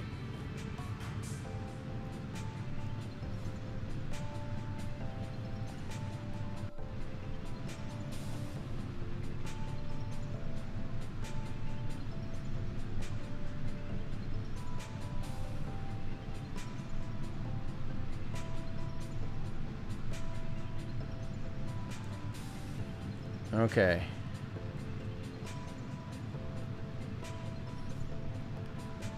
We're doing it. Raising that apoapsis up nice and pretty.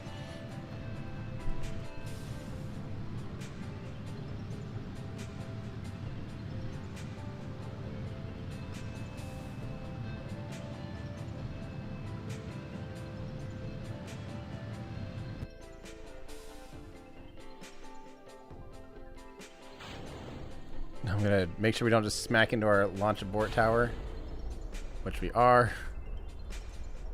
That's what I was afraid of. Good enough.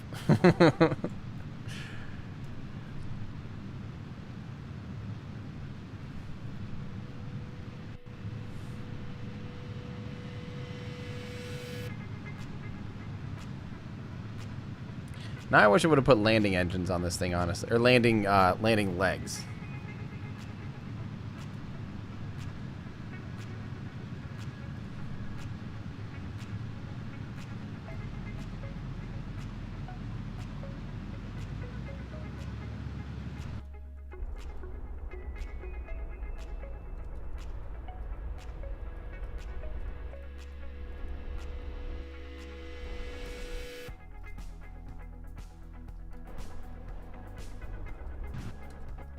Good enough.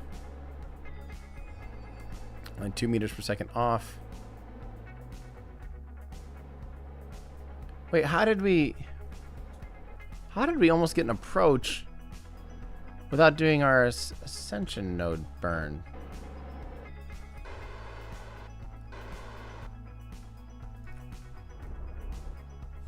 I'm so confused. And why is our descending node down there now? Well, we're quick saving. I don't know. Now we're just going to go out to our next one. Or is that's still probably our future ascending node, I'm guessing.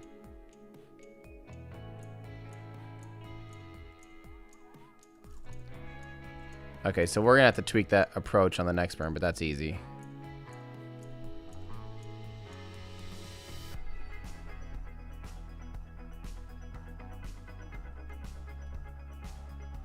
I don't know if I've ever actually done multi-node maneuvering like this.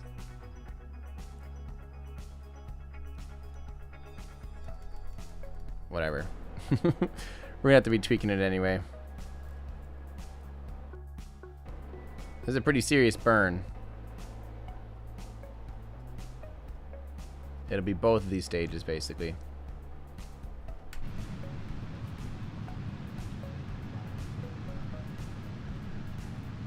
Only 1,000 meters per second for this massive plane change. That's actually not that bad.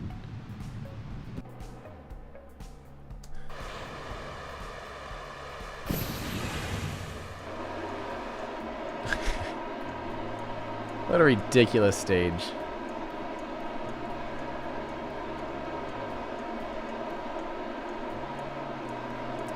So now we're changing our plane. You'll see it's raising and getting closer to this dotted line is where we plan to go.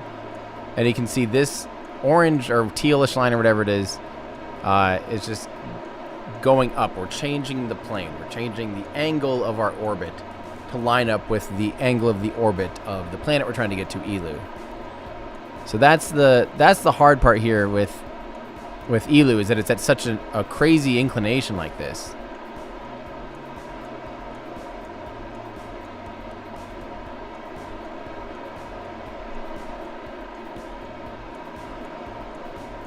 Better be paying attention to our delta V calculator here so we don't fly way past it.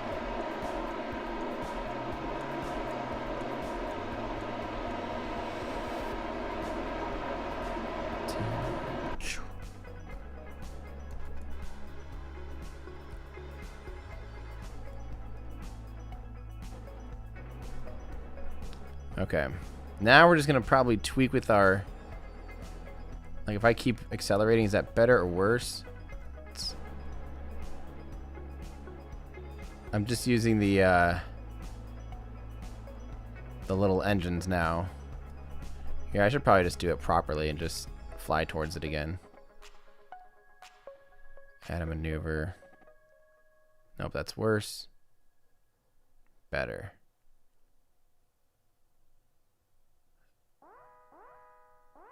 Much better. Okay, periapsis 70. Nice. We've got this. 20,000. 5 million. 3 million, 2 million, 1 million.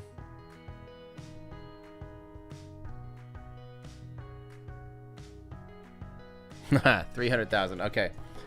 That's all we're going to do. We're just going to go point ourselves at that and just do a little bit of an adjustment burn.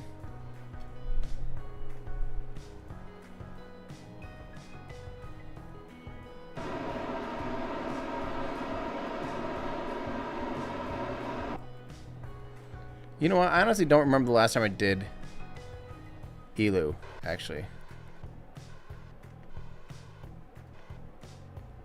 I hate when it flashes like this. Like, am I going to make it or am I not, you know? What's happening? Is it good or bad?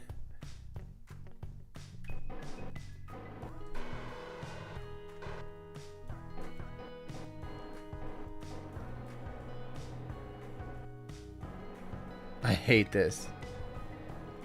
Seizure warning. If you have seizures, don't watch right now. You're going to definitely have one.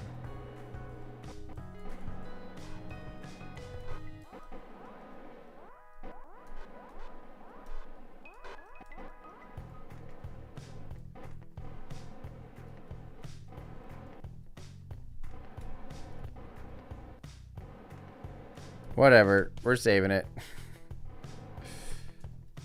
Okay. Let's just fast forward. Why? I hate that. Why is it like trying to tell me two different things? Okay, so we don't have much delta V out of this stage left yet anyway, which is fine because we still have almost 10,000 meters per second of delta V. We should be good. Now we just wait.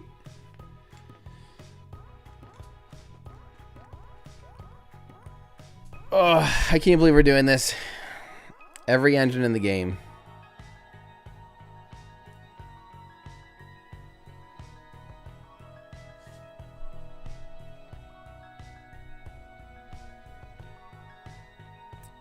think we'll be fine.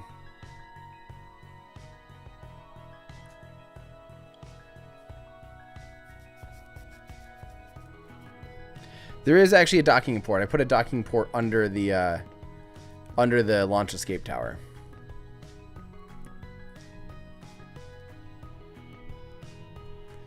We are way out here, my friends. We are way out here. This is going to take a while to get there. So, oh.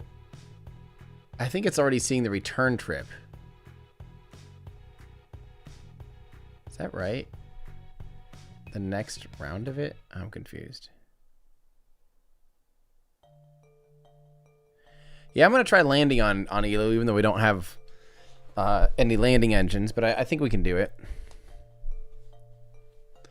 It's got low enough gravity that I think our engines, even though our engines are going to be low thrust engines like, you know, this. What was the surface gravity? Surface gravity is like... Where was it? Surface gravity 0.17 G's, and our thrust weight ratio by default is 0.09. I don't know. We'll see.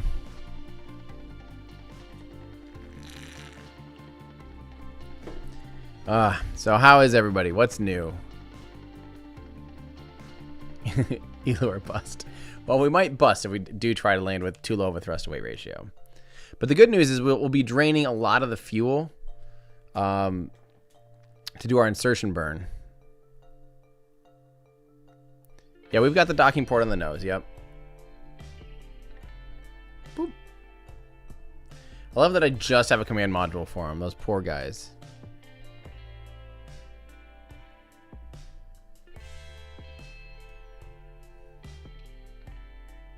So long still.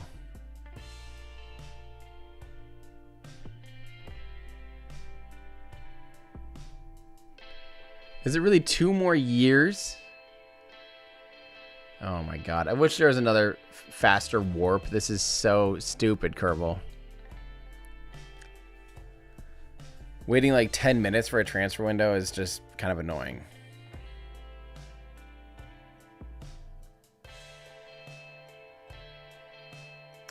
Oh yeah, it would have been cool if we made it so the nuke stage was just a that would have been really cool if we made it to the nuke stage.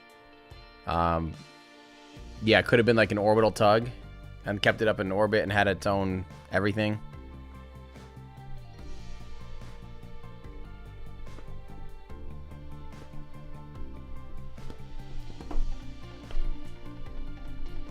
Dang. 1.5 years still. So ridiculous. But that's where you can see, you know, this is a good illustration. You can see that we're trying to get to Elu when Elu's where we are. You know, we're trying to get there at the same time. We're intercepting it. So we had to lead it. Now the difference is, look, you can actually see how much faster this is going. It's going to have to make up more of a distance to get to that same point. So you can tell it has more orbital velocity than we do. When we get to that point, we're just moving slower.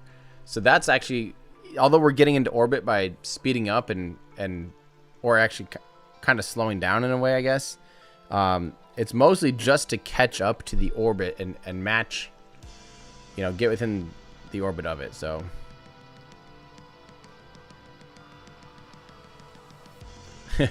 yeah, sorry guys. Yeah, we didn't plan on this being a 4-year mission, but yeah, sorry. We kind of had a huge rocket and we just kind of had to use it. So sorry. Oh, ridiculous. We're finally almost there. I'm going to do a quick save here. I still don't know why it's showing like that we're going to miss here. But then it's also showing that. I don't know. Doesn't matter.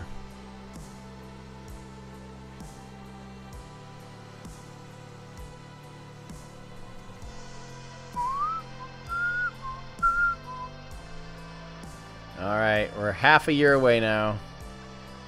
Literally 10 minutes of why is there not a faster warp button?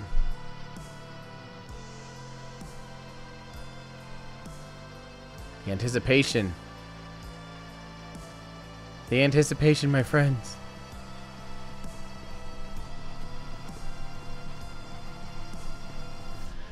In my opinion, it's more fun to watch a launch at night. Actually, it's a cooler experience.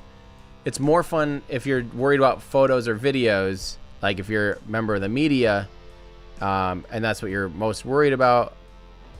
Where did it just go? I guess it's there. Then I would say that I prefer daytime for that.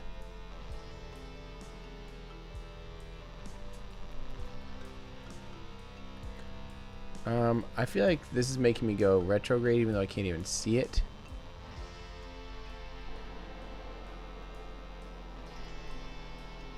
I have no idea, actually. I might just be polar at this point. I don't even know.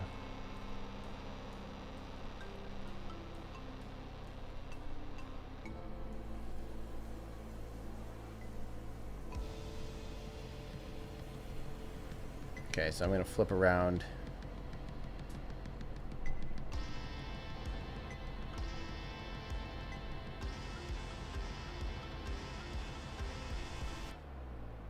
Okay.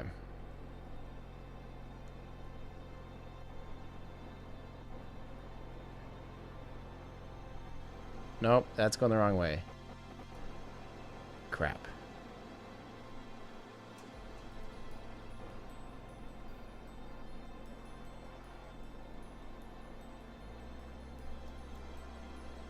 Okay, so I think we have to go down here and we'll be able to bring ourselves closer to Elu. There we go.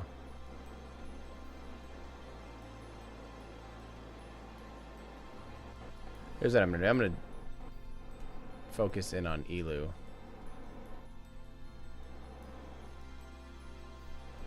There we go.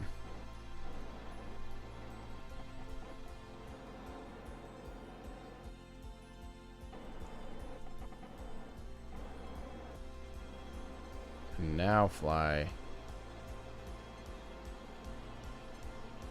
Is that radial out, radial in? We want radial out. Whoops. Got a little spicy there. And now I just want to fly a little south, which I think is this way, or is that north?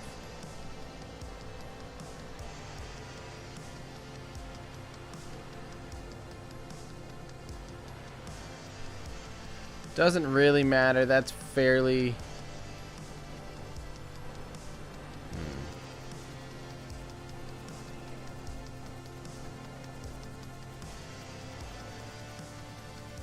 Anti-normal.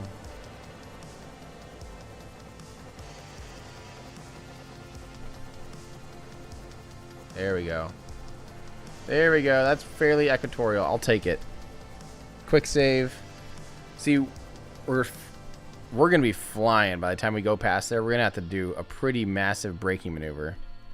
Okay. F5 again, just to make sure. Here we go.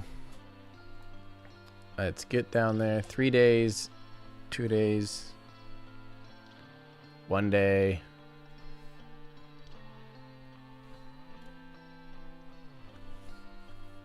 I'm glad we're doing Elu. I feel like I don't really remember. I know way back in my early days of playing Kerbal, I've at some point visited everything, but I don't remember the last time I've visited Elu. I don't even really remember anything about it. Especially if this is one that got reskinned. I really haven't been to any planets really since it's been reskinned. I just haven't been playing this much. I'll play, like when I play Kerbal, I'll just like dink around with different vehicles and stuff and not necessarily. We better do this now though. We've got quite a bit of velocity burn off.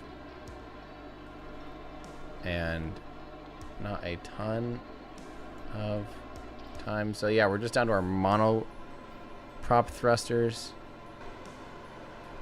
Make sure I'm burning the right ones here. Uh-oh. I'm actually going through that monoprop. I don't want to do that anymore. Okay, so let's actually stage. And let's fire this thing up. See, look at our thrust to weight ratio. Right now we're a little too high. I forgot to get rid of that shroud.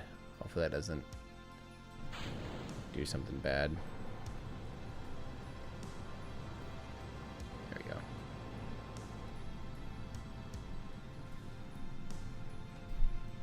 we go. Yikes, I don't even know if we can get our thrust to weight ratio high enough to land on this planet.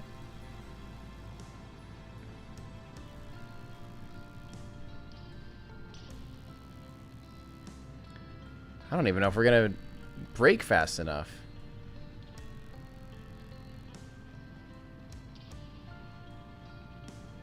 We are braking, but it's taking longer than I thought. 1,600 meters per second.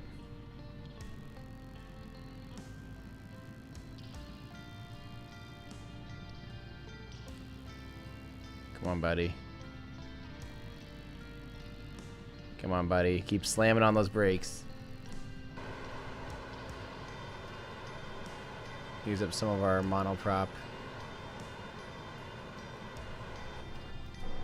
Oopsies.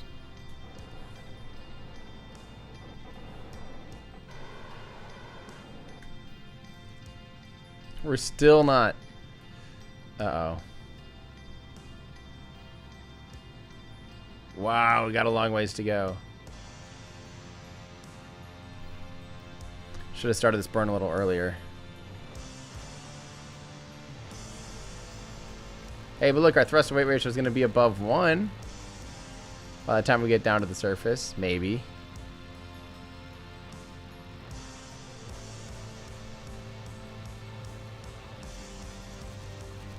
Yikes. Xeon, we won't be able to land on Xeon at all. On our ion thrusters.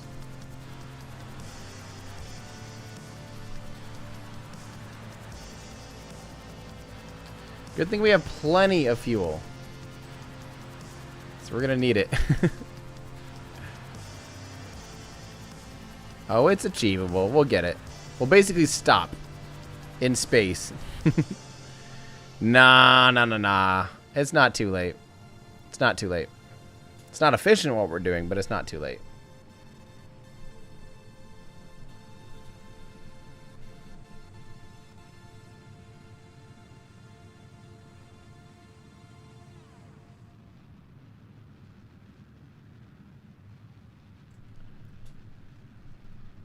See, we're still raising this. And once this matches up here, or I guess here, sorry, not to the jewel, but to there, we'll be fine. It'll be pretty soon. I definitely should have started the burn a little earlier. I could also revert to a quick save if we need, but I think we'll be fine. Get ready. See, we're going to snap into an orbit here any second, actually.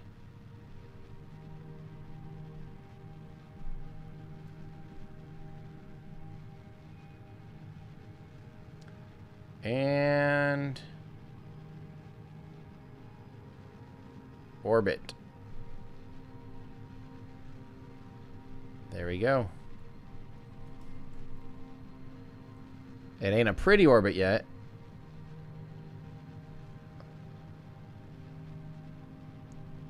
Yeah, mouse cursor for some reason isn't really visible. Sorry.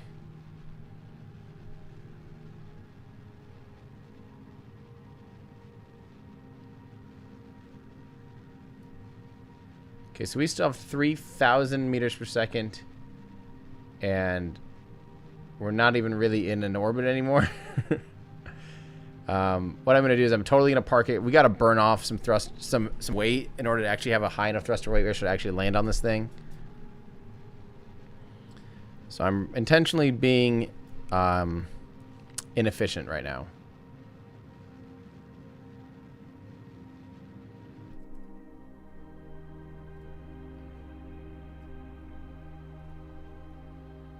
So now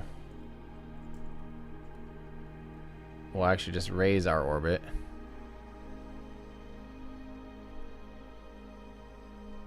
Oh, I see what's happening. My bad.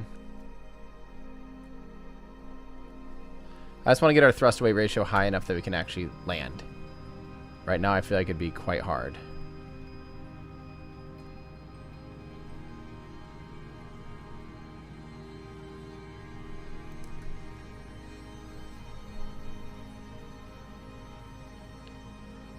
Like, I feel like we're gonna have like a thrust to weight ratio of like 1.2 or something to scrub off all of our velocity in time. We need to actually get out to our proper apoapsis. There we go. Now we can do a proper orbit. Because I'm nervous that so we're pretty far away from the planet where gravity is actually weaker. So I want to see what our thrust to weight ratio is near the surface. So I'm going to put ourselves just above the surface, do a flyby, check out what our thrust to weight ratio is there, and see if we actually even have enough thrust to weight ratio to even land on this thing. So there's just above the surface. We'll do that. Do a quick save. And let's see what our thrust to weight ratio says. Hey, Peter. Thanks for saying hi. Okay, so now let's go down near the surface. And our thrust to weight ratio still looks good. So let's go ahead and start lowering our periapsis here.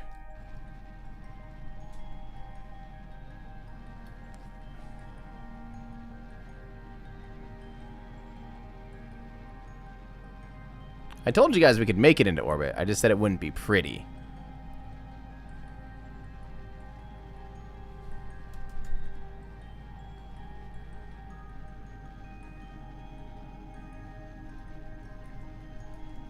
I'll fly slightly up like this so we don't totally lose our... There we go. Okay, so we're 5,000 by 5,000 basically. I don't know, guys.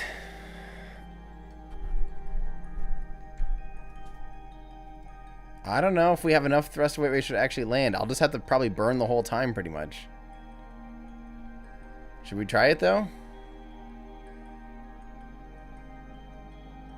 Kind of nervous. I guess we only have to shave off 500 meters per second. Okay, yeah, we quick saved. We don't have landing legs either, so we're going to have to land this directly on the engine. Best part is no part, right?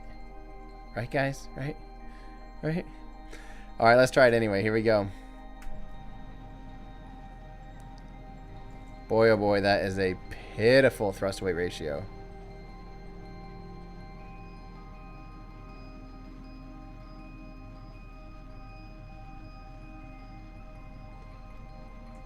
The good news is we have plenty of delta V.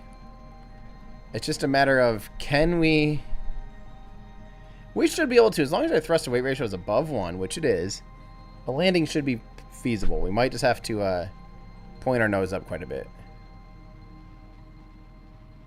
We can do it. I'm pretty confident. Yeah, we have all the delta V in the world, and we have a positive thrust to weight ratio, so it is possible. Like I said, we just might have to get into kind of doglegging like this, where we point up towards the sky a little bit just to make sure we aren't sinking too quickly. But I think we have this all day, actually. I was going to make sure our vertical rate doesn't go too much below. Like right now we're like minus 50 meters per second or something vertical. So let's bring that back up.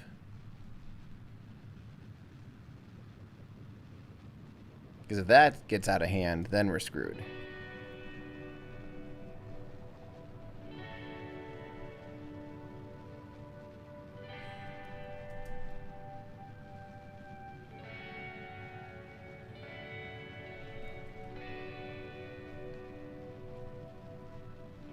Let's just make sure I can climb out of this if we need. There we go. We're almost positive rate of climb. Okay.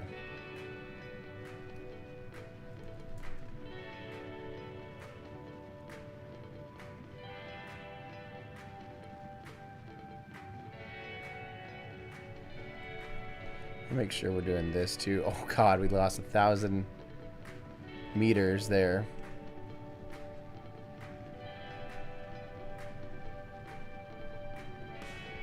Now we do have to have enough delta V to get back into orbit because this stage isn't enough. Well, we might be able to kick ourselves up high enough. We'll be fine.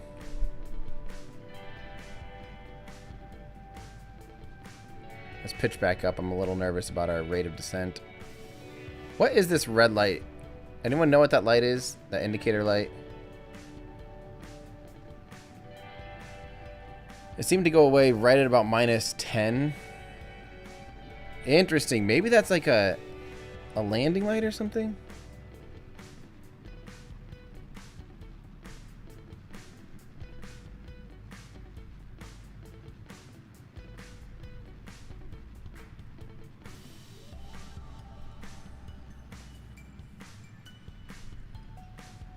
Yeah, the third Kerbin's a little nervous.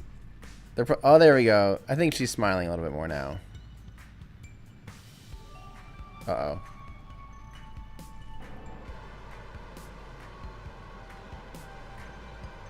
I wasn't paying attention.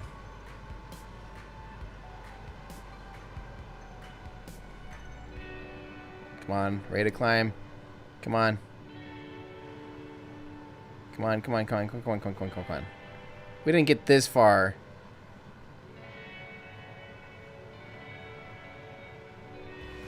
Oh my god, no! No! No! Are you kidding me? It's all because Flo texted me. And I read it.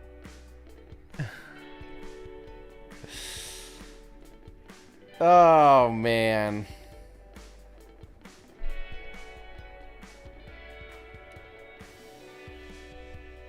Dang it. Flo just had to text in the middle of a stream. Okay, we can do it, though. I know we can do it. That just sucks that we were so close. No, I'm serious. I was started reading that. Ban Flo. Flo is in trouble. Flo is in trouble. Flo is on the naughty list. Okay, let's not get ahead of ourselves on the rate of climb thing, too. Rate of descent.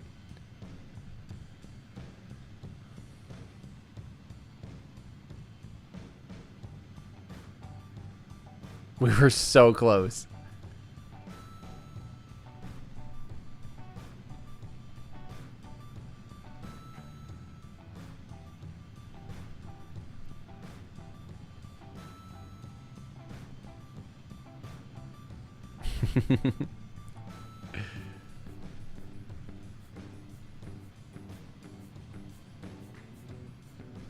All right, there we go. There's a positive rate of climb. Now let's stop our vertical or horizontal velocity.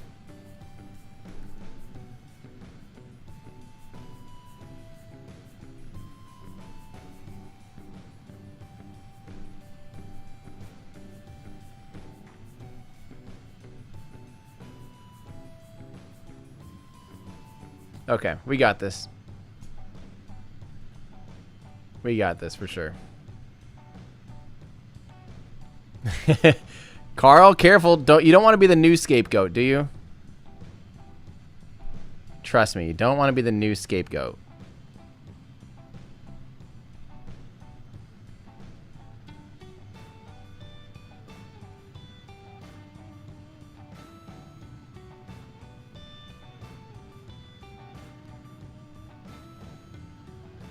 Okay, here we go.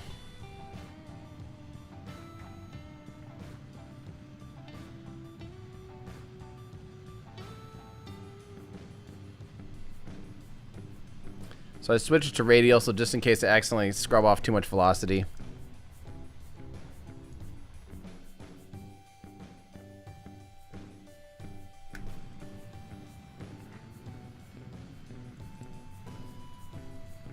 I'm just gonna kind of lower it like.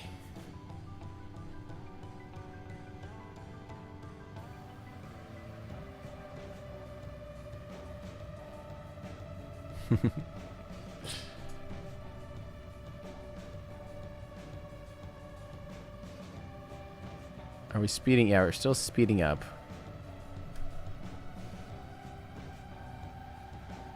This is actually pretty hard with a low thrust to weight ratio engine like this.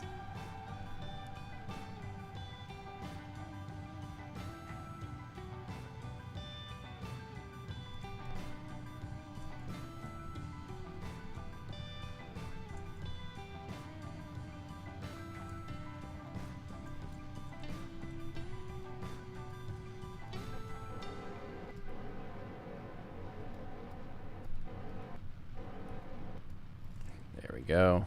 Beautiful. How much monoprop do we have? Decent amount. That'll definitely help make it easier.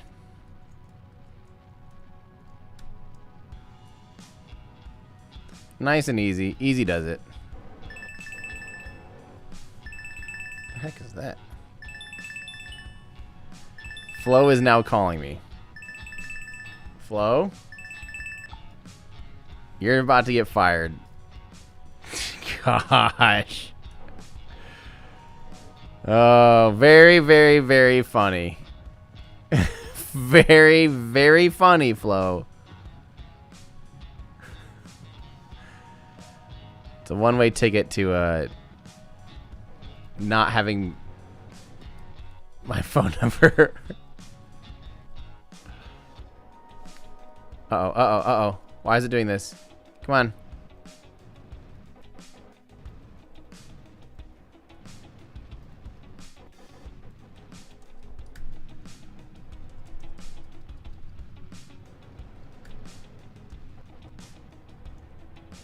Okay.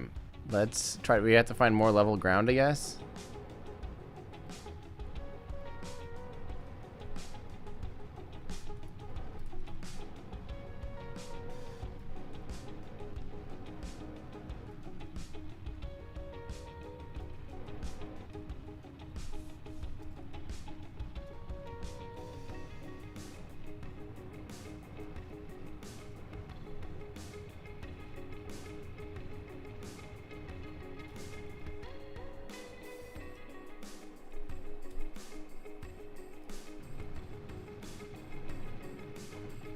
Crap.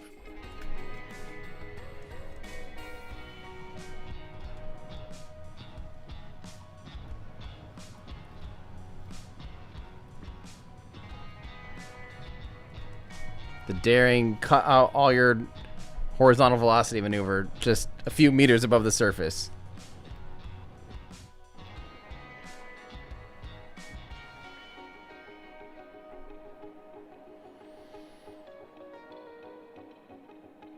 Okay.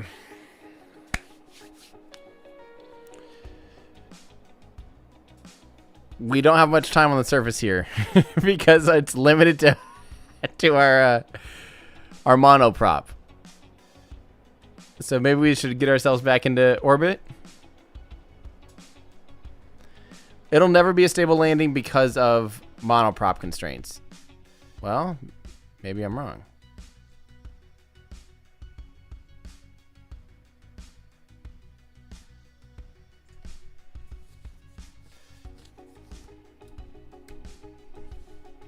No, I think a flag is needed. We're putting a flag down.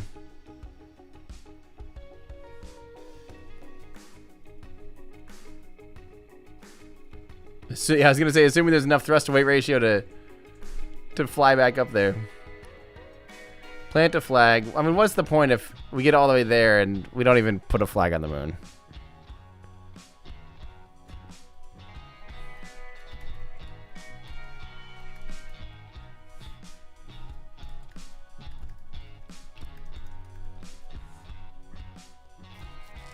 Okay, lower helmet. I should remove the helmet.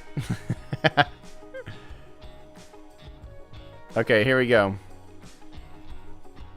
Let's see if I can get back in there now. God, I haven't flown a Kerbal in a long time either, guys, so I might be a little rusty. Gentle.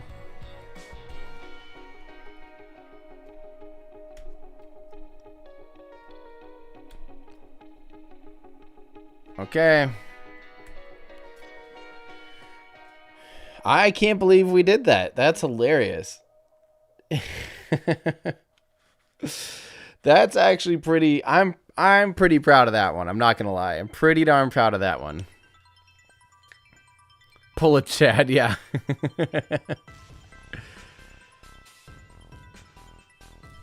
Okay. Well, should we get back into orbit and then see if we can get home ever? We definitely have the Delta V to get home, but mission planning might just be a bit of a nightmare. Let's do it. Here we go. 2,000 meters per second. We'll easily get into orbit with this. Look at how gentle that liftoff is. It's actually kind of satisfying. I'm pretty proud that we even like landed with that low of a thrust to weight ratio. That's kind of difficult.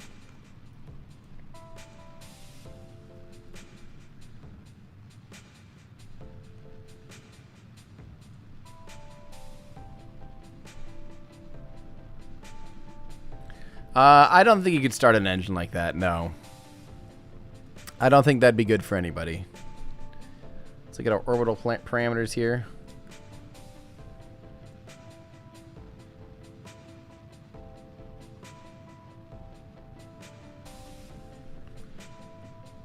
Thrust to weight ratio. Wow, our thrust to weight ratio is definitely getting better. We've burnt a lot of fuel, which is, frankly, at this point, good.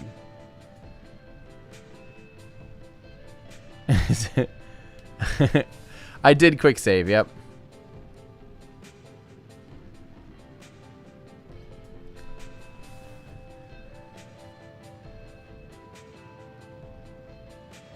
Yeah, we're pretty much at the mercy of planetary alignments, which I'll probably go back and do the mission planning, the transfer window thing, park this thing in orbit, go back and go back to a proper transfer window back to Kerbal.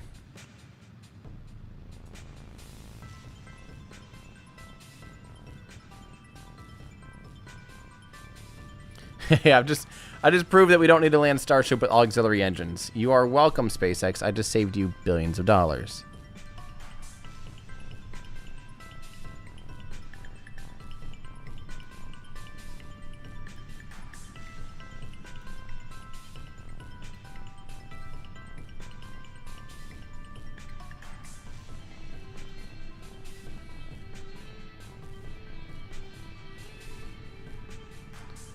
Okay, we're doing pretty good.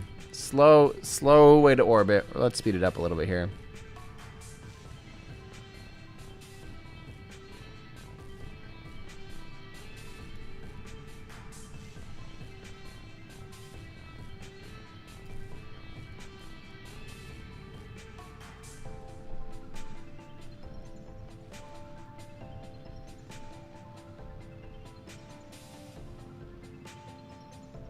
There we go. Let's park it like, we got to be like 30 or 40,000 feet up just so we don't have to have terribly slow time warps.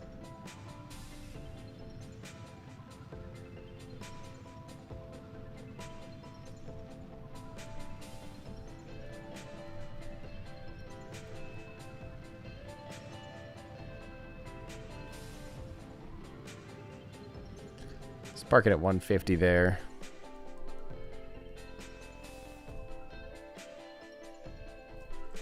Still negative apoapsis here, so we better not mess this up. In other words, we aren't actually in orbit. So you can look at the map. We'd run right back into the planet. Yeah, so right now our orbit's not complete. It's a negative apoapsis, so our lowest point in our orbit is below the surface. Not good if you want to be in orbit. Okay, here we go. Let's put ourselves in orbit quick. Pretty darn circular. I mean, we ended up pretty close to the equator, which is going to be helpful.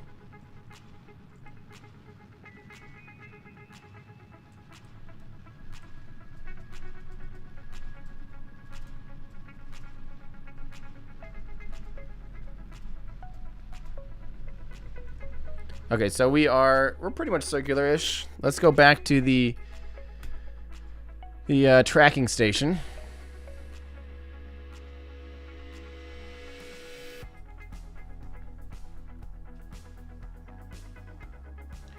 Oh, sorry, yeah, negative periapsis. Sorry, not apoapsis.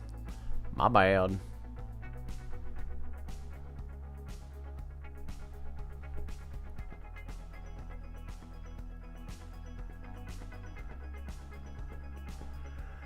All right.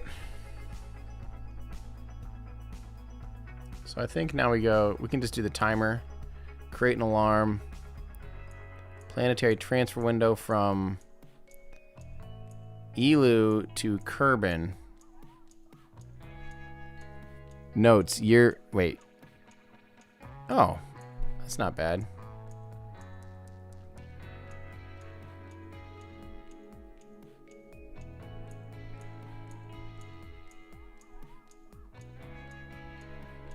Less than a year. So yeah, we have like 6,000 meters per second left. I'm feeling pretty good about it. I'm not that worried. Maybe I should be, but I'm not.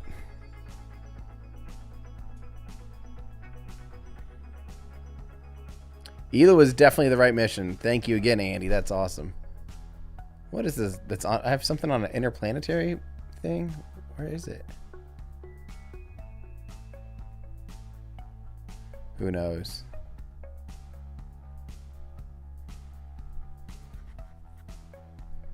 Yep, we're just hanging out in orbit for a full year.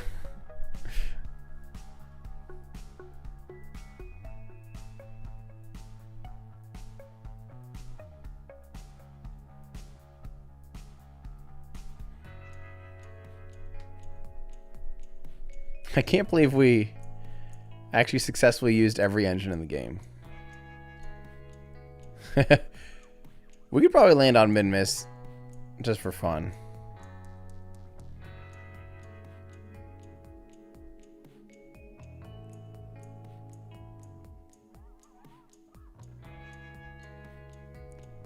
Okay, I'm gonna need a little bit of time to plan the maneuver.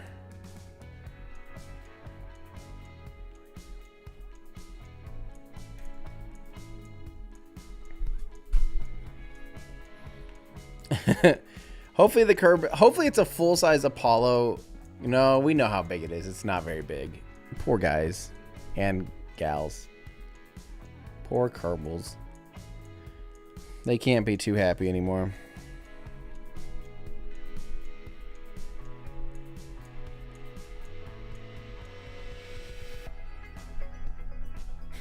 Fire the mission plan team. I do feel bad that we didn't give them something else at all. Like a storage unit or something to hang out in. No cupola to see. Nothing. Set as target. Now we're going to come over here. Roughly lower our orbit. It is a lot easier coming back, as you can see, delta V wise.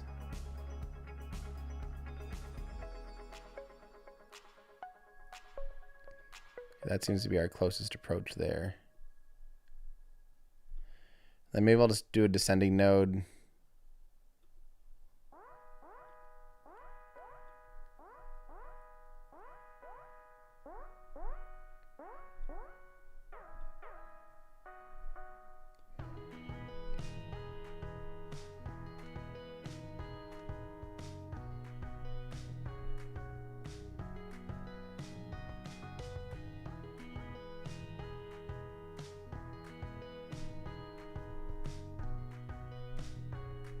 Something there.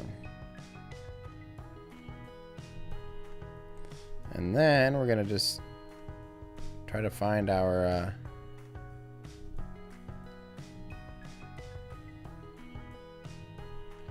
yeah, this might be too far off even. Okay, let's try maneuvering.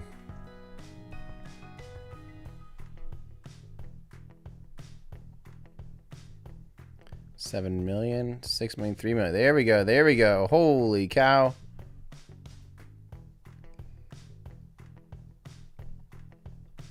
That's awesome.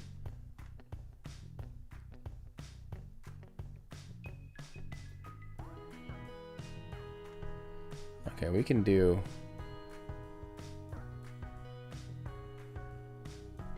no. 304. 266. How is that not? Oh my gosh, look at that. Not bad. Burn time is 6 minutes. That'll be perfect for this.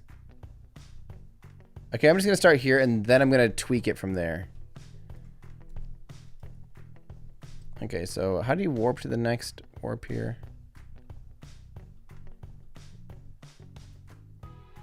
Does this actually warp you to the start of the burn timer? I'm too afraid to do that. I don't want to mess it up. Man, that is hilariously close. Start burn time in 3 minutes. Luckily, yeah, we won't have a staging event in this one, so it should be pretty darn accurate.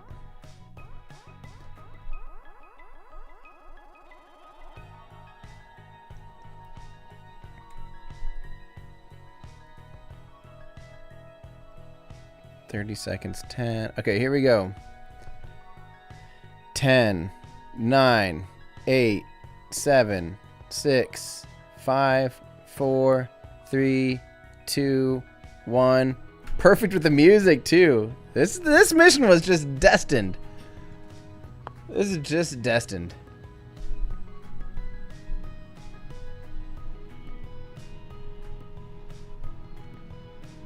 Click on the little arrow, little right arrow in the bottom left next to orbit, and then the forwarding arrows next to it, and it skips to the burn. This guy. Oh, okay.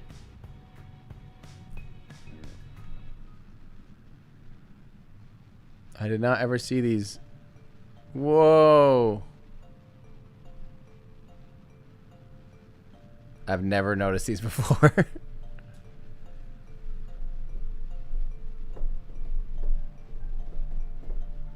Let's speed this guy up.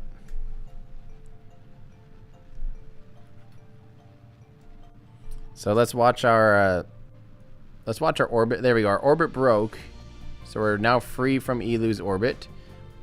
And now we're basically just trying to make our orbit run into this red line that's our new future line.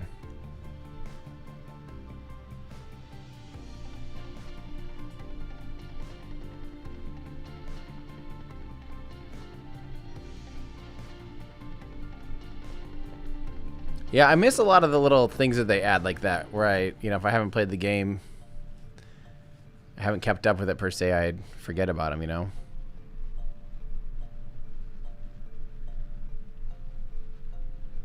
So if we do want to try to land on Elu, unless we get really, min-miss, unless we get really lucky on our approach, I'll have to do a very, very shallow aero brake, light up those ion engines, and just hope that we can actually get into a stable orbit and then maneuver over. But I'm also thinking, I was hoping to be done here around 3 o'clock my time, because we're coming up on a 3-hour stream already. So maybe I'll just get us back home safely. We know we could go to Minimus anytime. We have plenty of Delta V to do so, but doing all that Jimmy Jam might be more effort than it's worth. We'll see. We'll see if we get lucky. I'll touch on it quick and go from there. Here we go. 2, 1. Not bad at all. So this is actually show me no.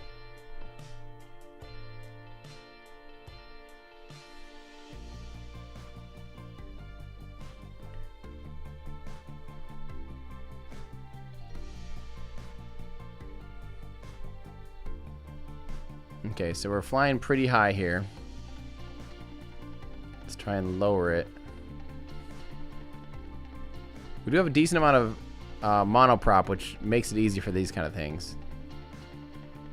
So I'm going to just point ourselves straight up and down relative to the sun. And just kind of play around.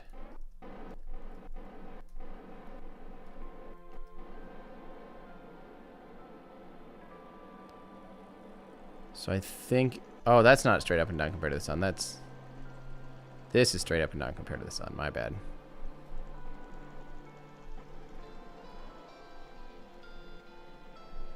Uh-oh. I was like, oh, I just lost our close approach. Okay.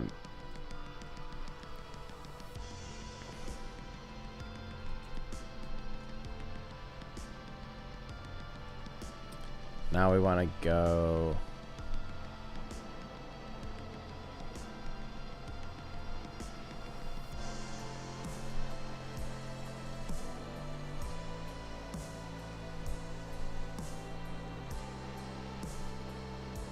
Give me a second.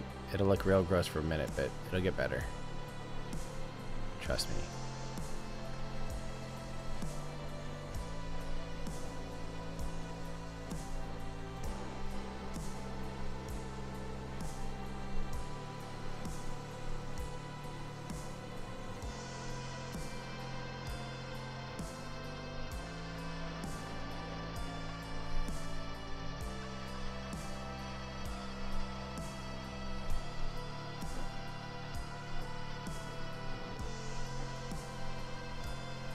Oopsies.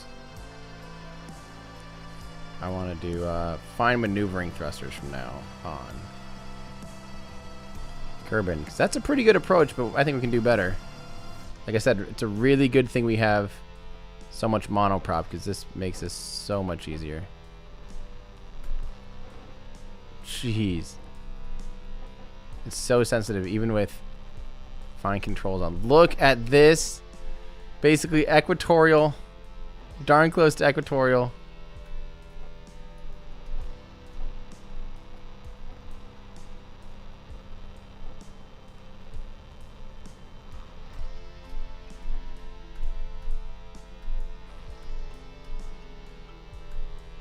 $66. That's exactly what we want, just inside the atmosphere.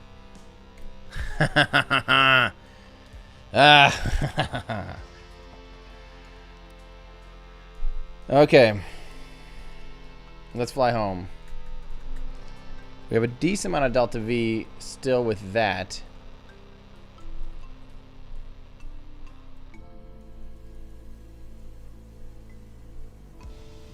What a beautiful close approach, actually. Oh yeah, I forget it's going to take years to even just get out of this slow part.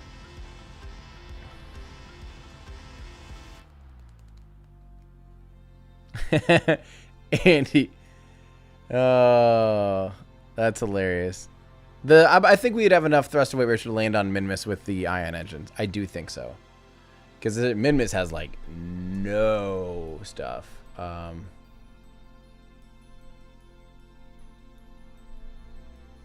me see what Minmus is. By stuff, I mean gravity. Kerbal.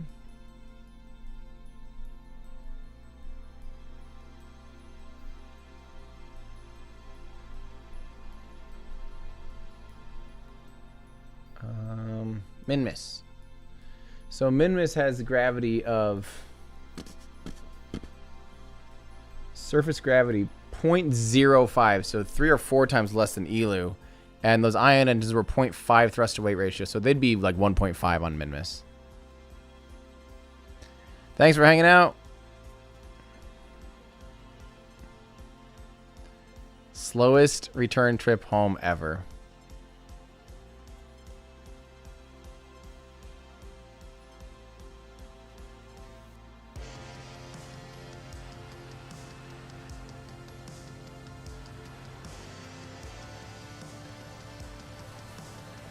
I feel like we have all this epic music and like nothing's happening. It's like the most boring part of the entire game.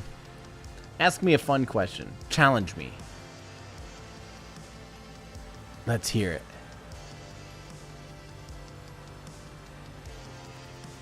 Let's do a little trivia while we're waiting. I gotta keep up on my trivia.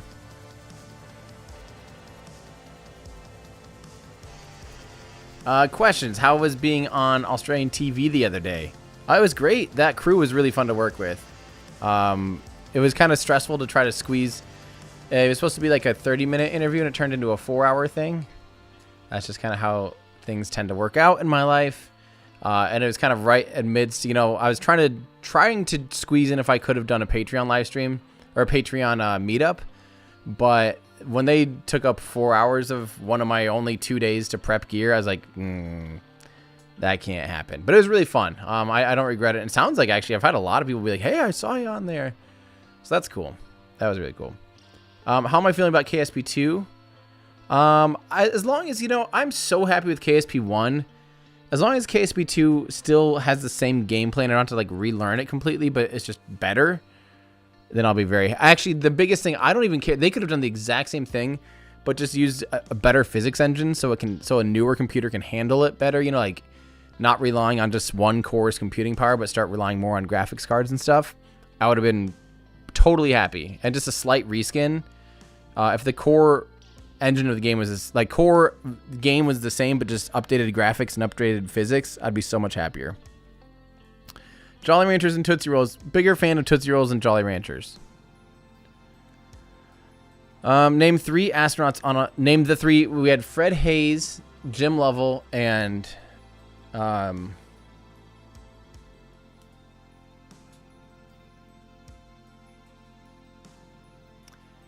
Hayes, Lovell, and who was the command module pilot?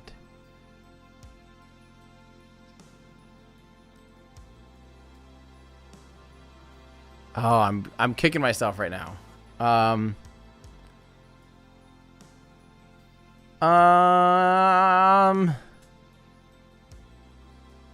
think I'm gonna have to give up on it because I can't think of the other one. I know. Oh, it's Jack Schweigert. No, he was. I think he's who. Yeah, it's Schweigert. Let's see. Let's look it up. Let's see if I was right. I think Schweigert might have been the backup though, or the original. Then he got moved. So it was. Oh, it was or John Schweigert. Still, hey, Lovell, Hayes, and Schweigert. Not bad. I guess it's John. I thought it was Jack.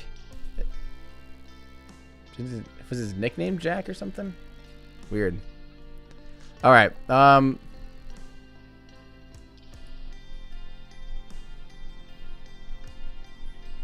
The Black Arrow UK launcher flew its only payload in orbit on 1971. It's still in orbit. What's it called? There's a model of it in the London Museum, I know, or like some English museum.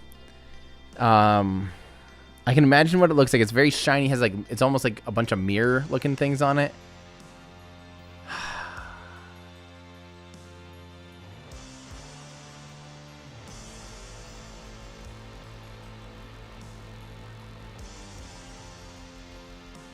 I don't know what it's called, actually. I don't know what the payload was called. I know the lipstick rocket I remember, but I don't remember. I remember it launched out of the Woomera territories or something. I'm gonna quick save just in case I like sleep through the transfer or something. Yeah, it looked like a disco ball if I remember right, but I don't remember what it's called. I'm gonna have to give up on what it's called. All right, it better be time to get more serious.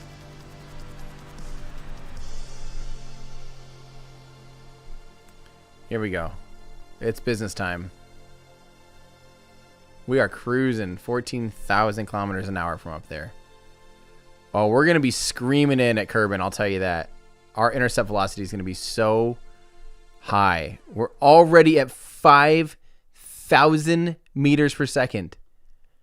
I don't even think we'll survive re-entry at all. Like, we can't even do like an aero brake at that speed. So we better start our burn now. I never thought this is going to be hard.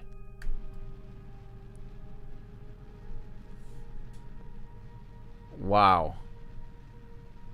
Yeah, even a mild amount of I'm going to make sure we don't totally go to, let's see. We want to go slightly in. Is that this way?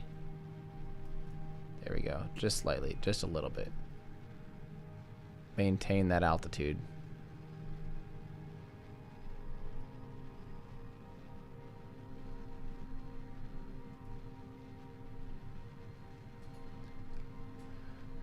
Wow. Okay, that's insane. And how much... I wonder what our burn time is here on these guys. Burn time... 6,000 seconds to minutes. I'm going to be 100 minutes, right? So an hour, like an hour and 20. I mean, almost 2 hours. Okay, so... Yeah, even if we burn the whole time here, we're almost... Uh-oh. Why did that make just an empty sound?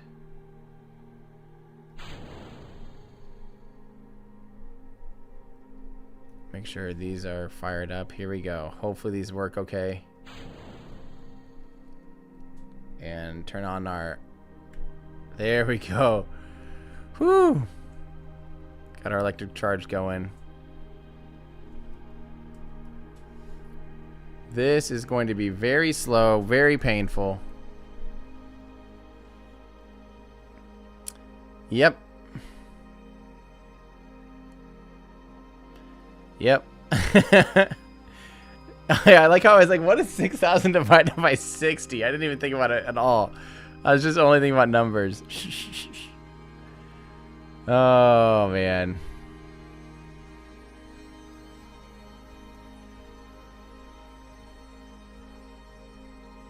It was named after a Shakespeare character. Unfortunately, I have no idea. I can't even think of a Shakespeare character at the moment.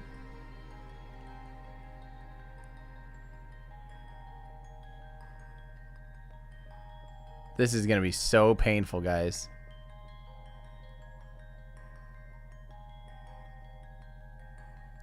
Look at that number just slowly chug away here. I mean, it's like...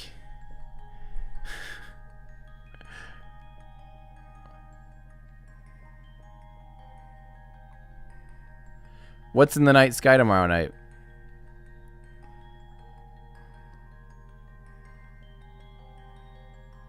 Yeah, I'm outside the atmosphere, but we've got plenty of time to fix it if we need to.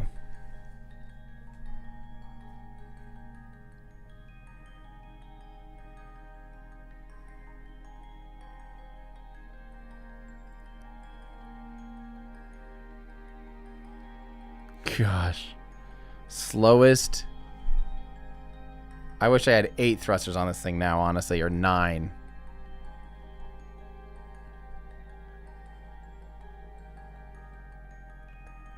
I'm just hoping that we can actually get slow enough to not burn up. That's like the only concern I have. Wait, is that thing flashing, by the way? That better not be a min-miss intercept when it's flashing like that.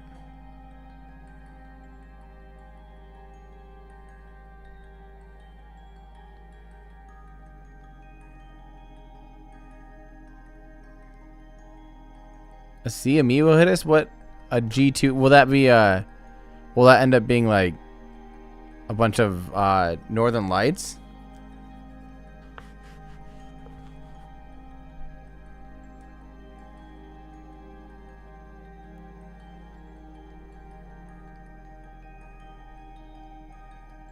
Slowest burn ever, but we are down to sub 5,000. Now the problem is we're so far away still. By the time we fall towards Kerbal, we'll be entering the atmosphere at like 7,000 or something. So I do need to slow down as much as I can now since these burns take so long.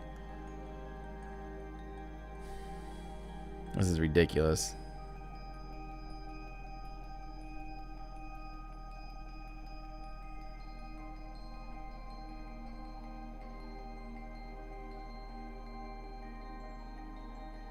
Sweet.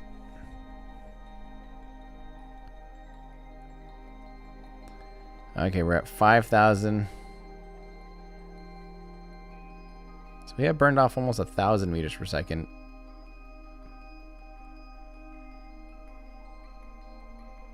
I could do a quick save and see if we can happen to survive this re-entry.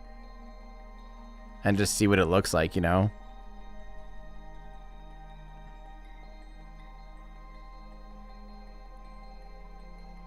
This is another situation where I wish I had a faster physics warp.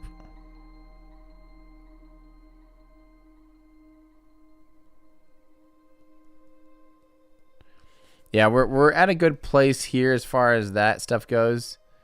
Actually, we're probably a little too high. Too low, I mean.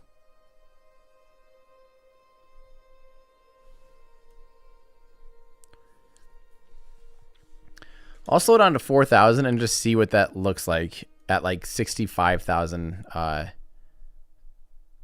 that is weird. We are way out there.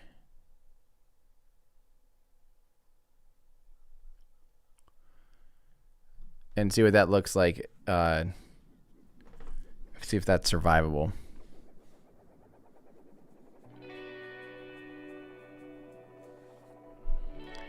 What's this, Andy? Oh, a better warp mod? Huh.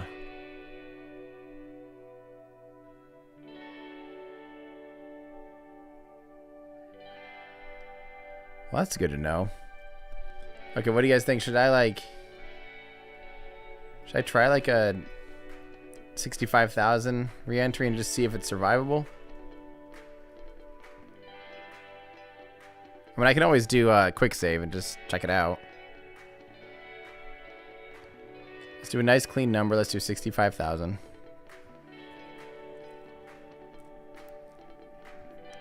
Especially if I do the heat shield, you know, that might be enough to... If I expose... Whoa!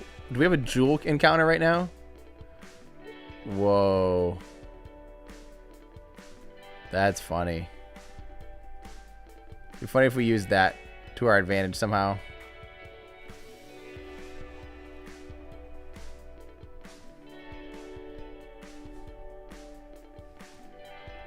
Okay, here's 65,000 meters.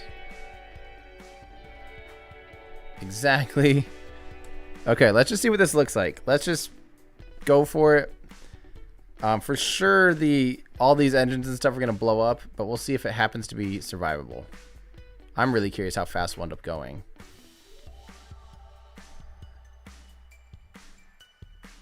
That's not that 5,000. That's not... Well, maybe it's going to be more like 6 by the time we actually hit the atmosphere. That's not horrible. I think the heat shield alone could actually survive that. Okay, goodbye engines.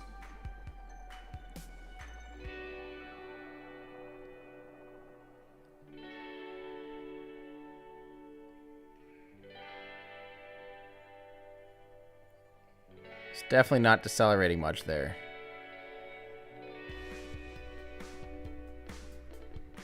So we have to go a lot deeper. I think we can I think we could try like 60,000 or something.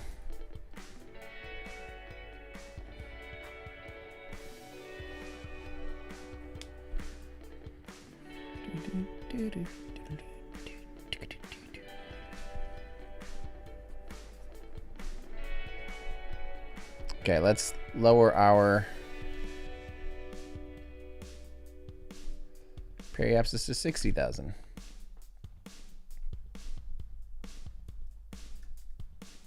Maybe let's go like, yeah, let's go 60. I just want it to be survivable. I don't care if all that crap blows up, because we do have a big old fat heat shield that I actually want to expose earlier. Yeah, but let's do 55. And the way we're doing it here too is we're actually slowing down by a couple hundred meters per second. Anyway, just out here.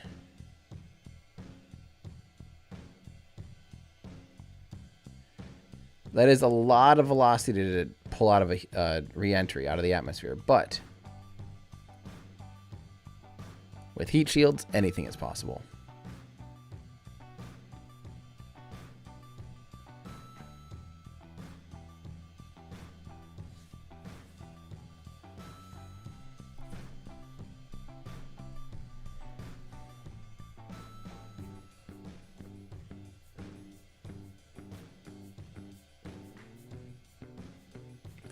Three, two, 1, 0.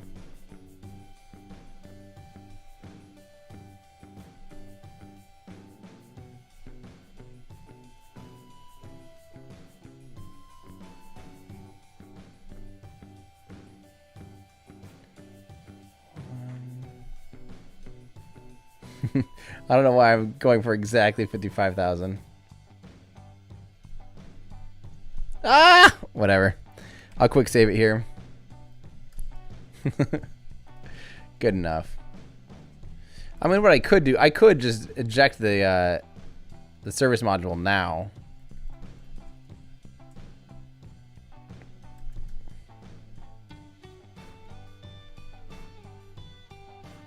Still coming in up about 50 something thousand.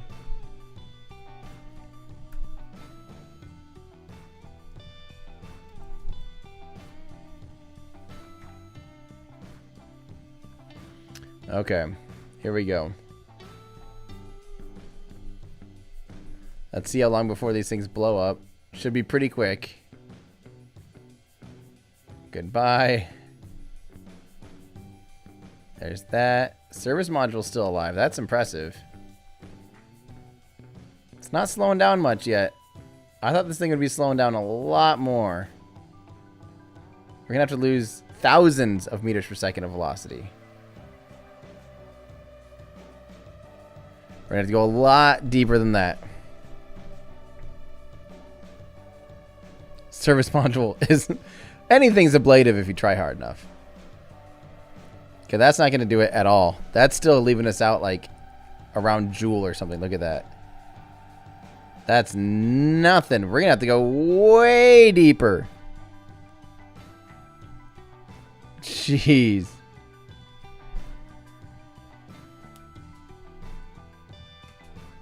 Oh, that is funny.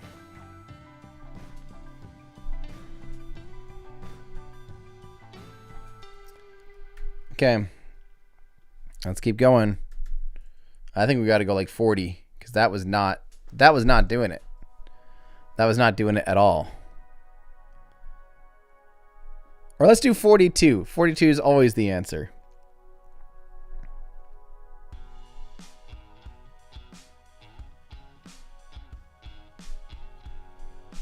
In honor of Mary Liz.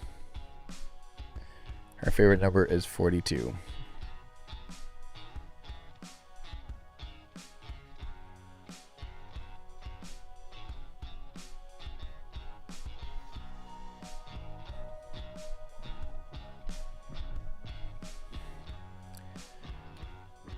Okay.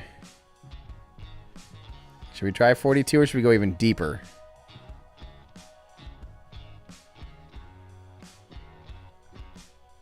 Well, these are very, very, very high speeds. We might... I'm just afraid there is a limit to that. Let's go lower, though. Let's go lower than 40. Let's go like 35.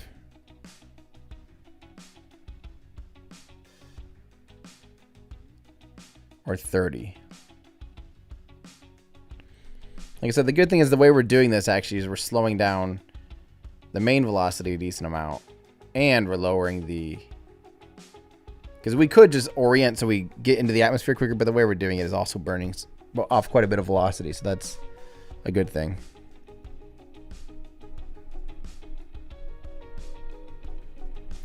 We've done over, I think, almost 2,000 meters per second with just Xeon, with the ion thrusters.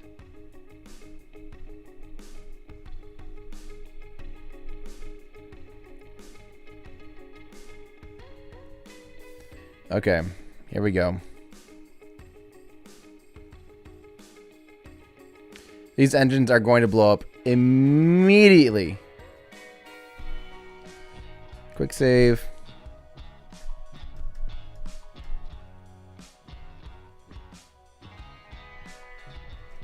And here comes our re-entry already.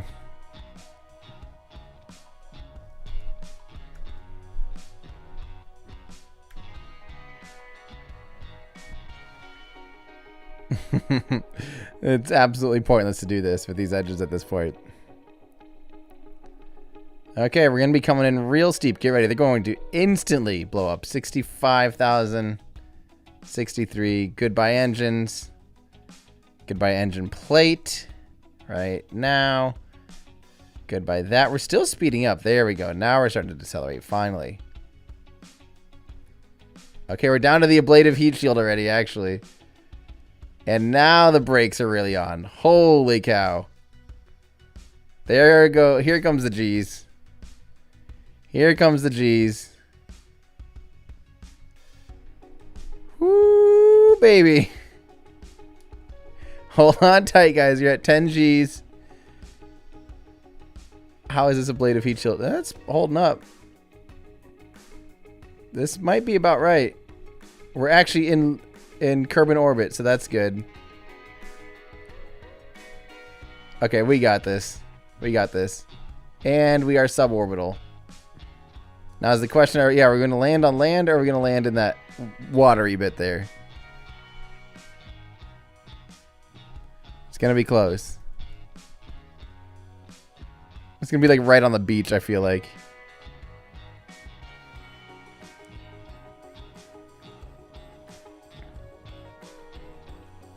We're going to land on land. We're going to land right on land. Of course. Yeah, I don't think I've ever burned through ablative. Look at that. That's insane. They give you too much ablative. All right, time for the drogues.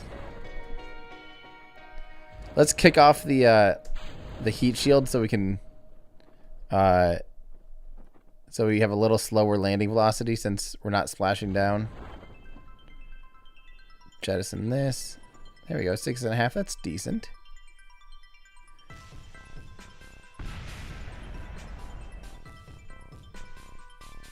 Probably won't feel great, but you know.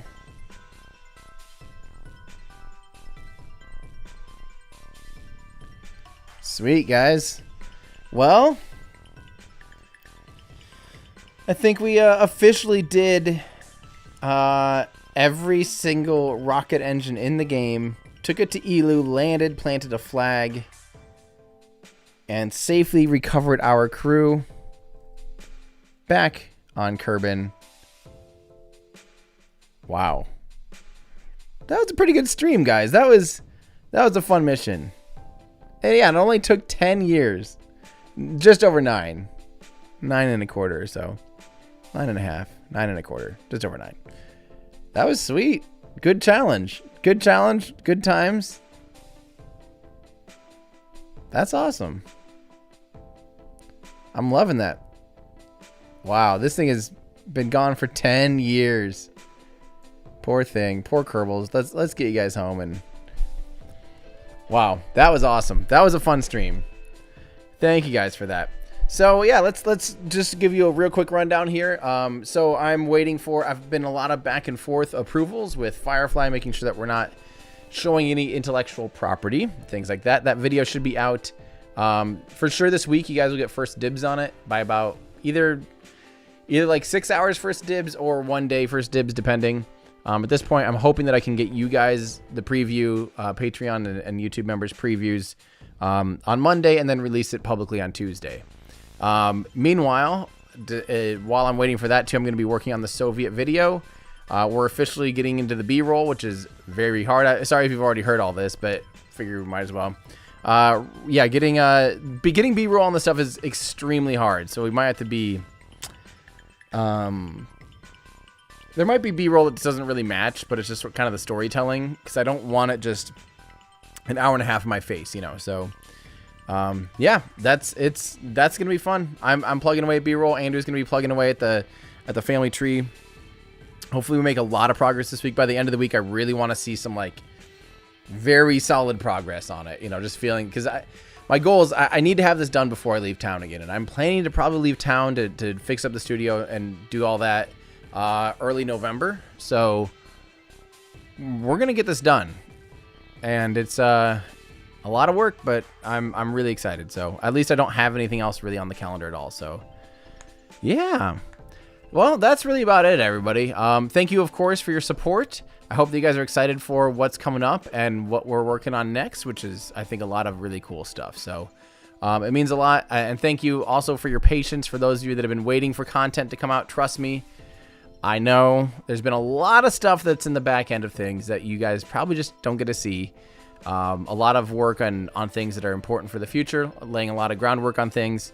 And of course, been working on the Soviet video, which is the ultimate video. Like, this is the ultimate video. So I'm really excited. So, all right, everybody. Thank you guys. Love you guys. Thank you for all your support. And until the next time, I'm excited. Well, hopefully next time actually I do a Patreon stream, it'll be in 4K at the Mars studio. That's actually probably the next time we'll do a Patreon stream. So get ready for that. It'll be awesome. All right. Thanks, everybody. That's going to do it for me. I'm Tim Dodd, the Everyday Astronaut, bringing space down to Earth for all my lovely supporters. Thanks, guys.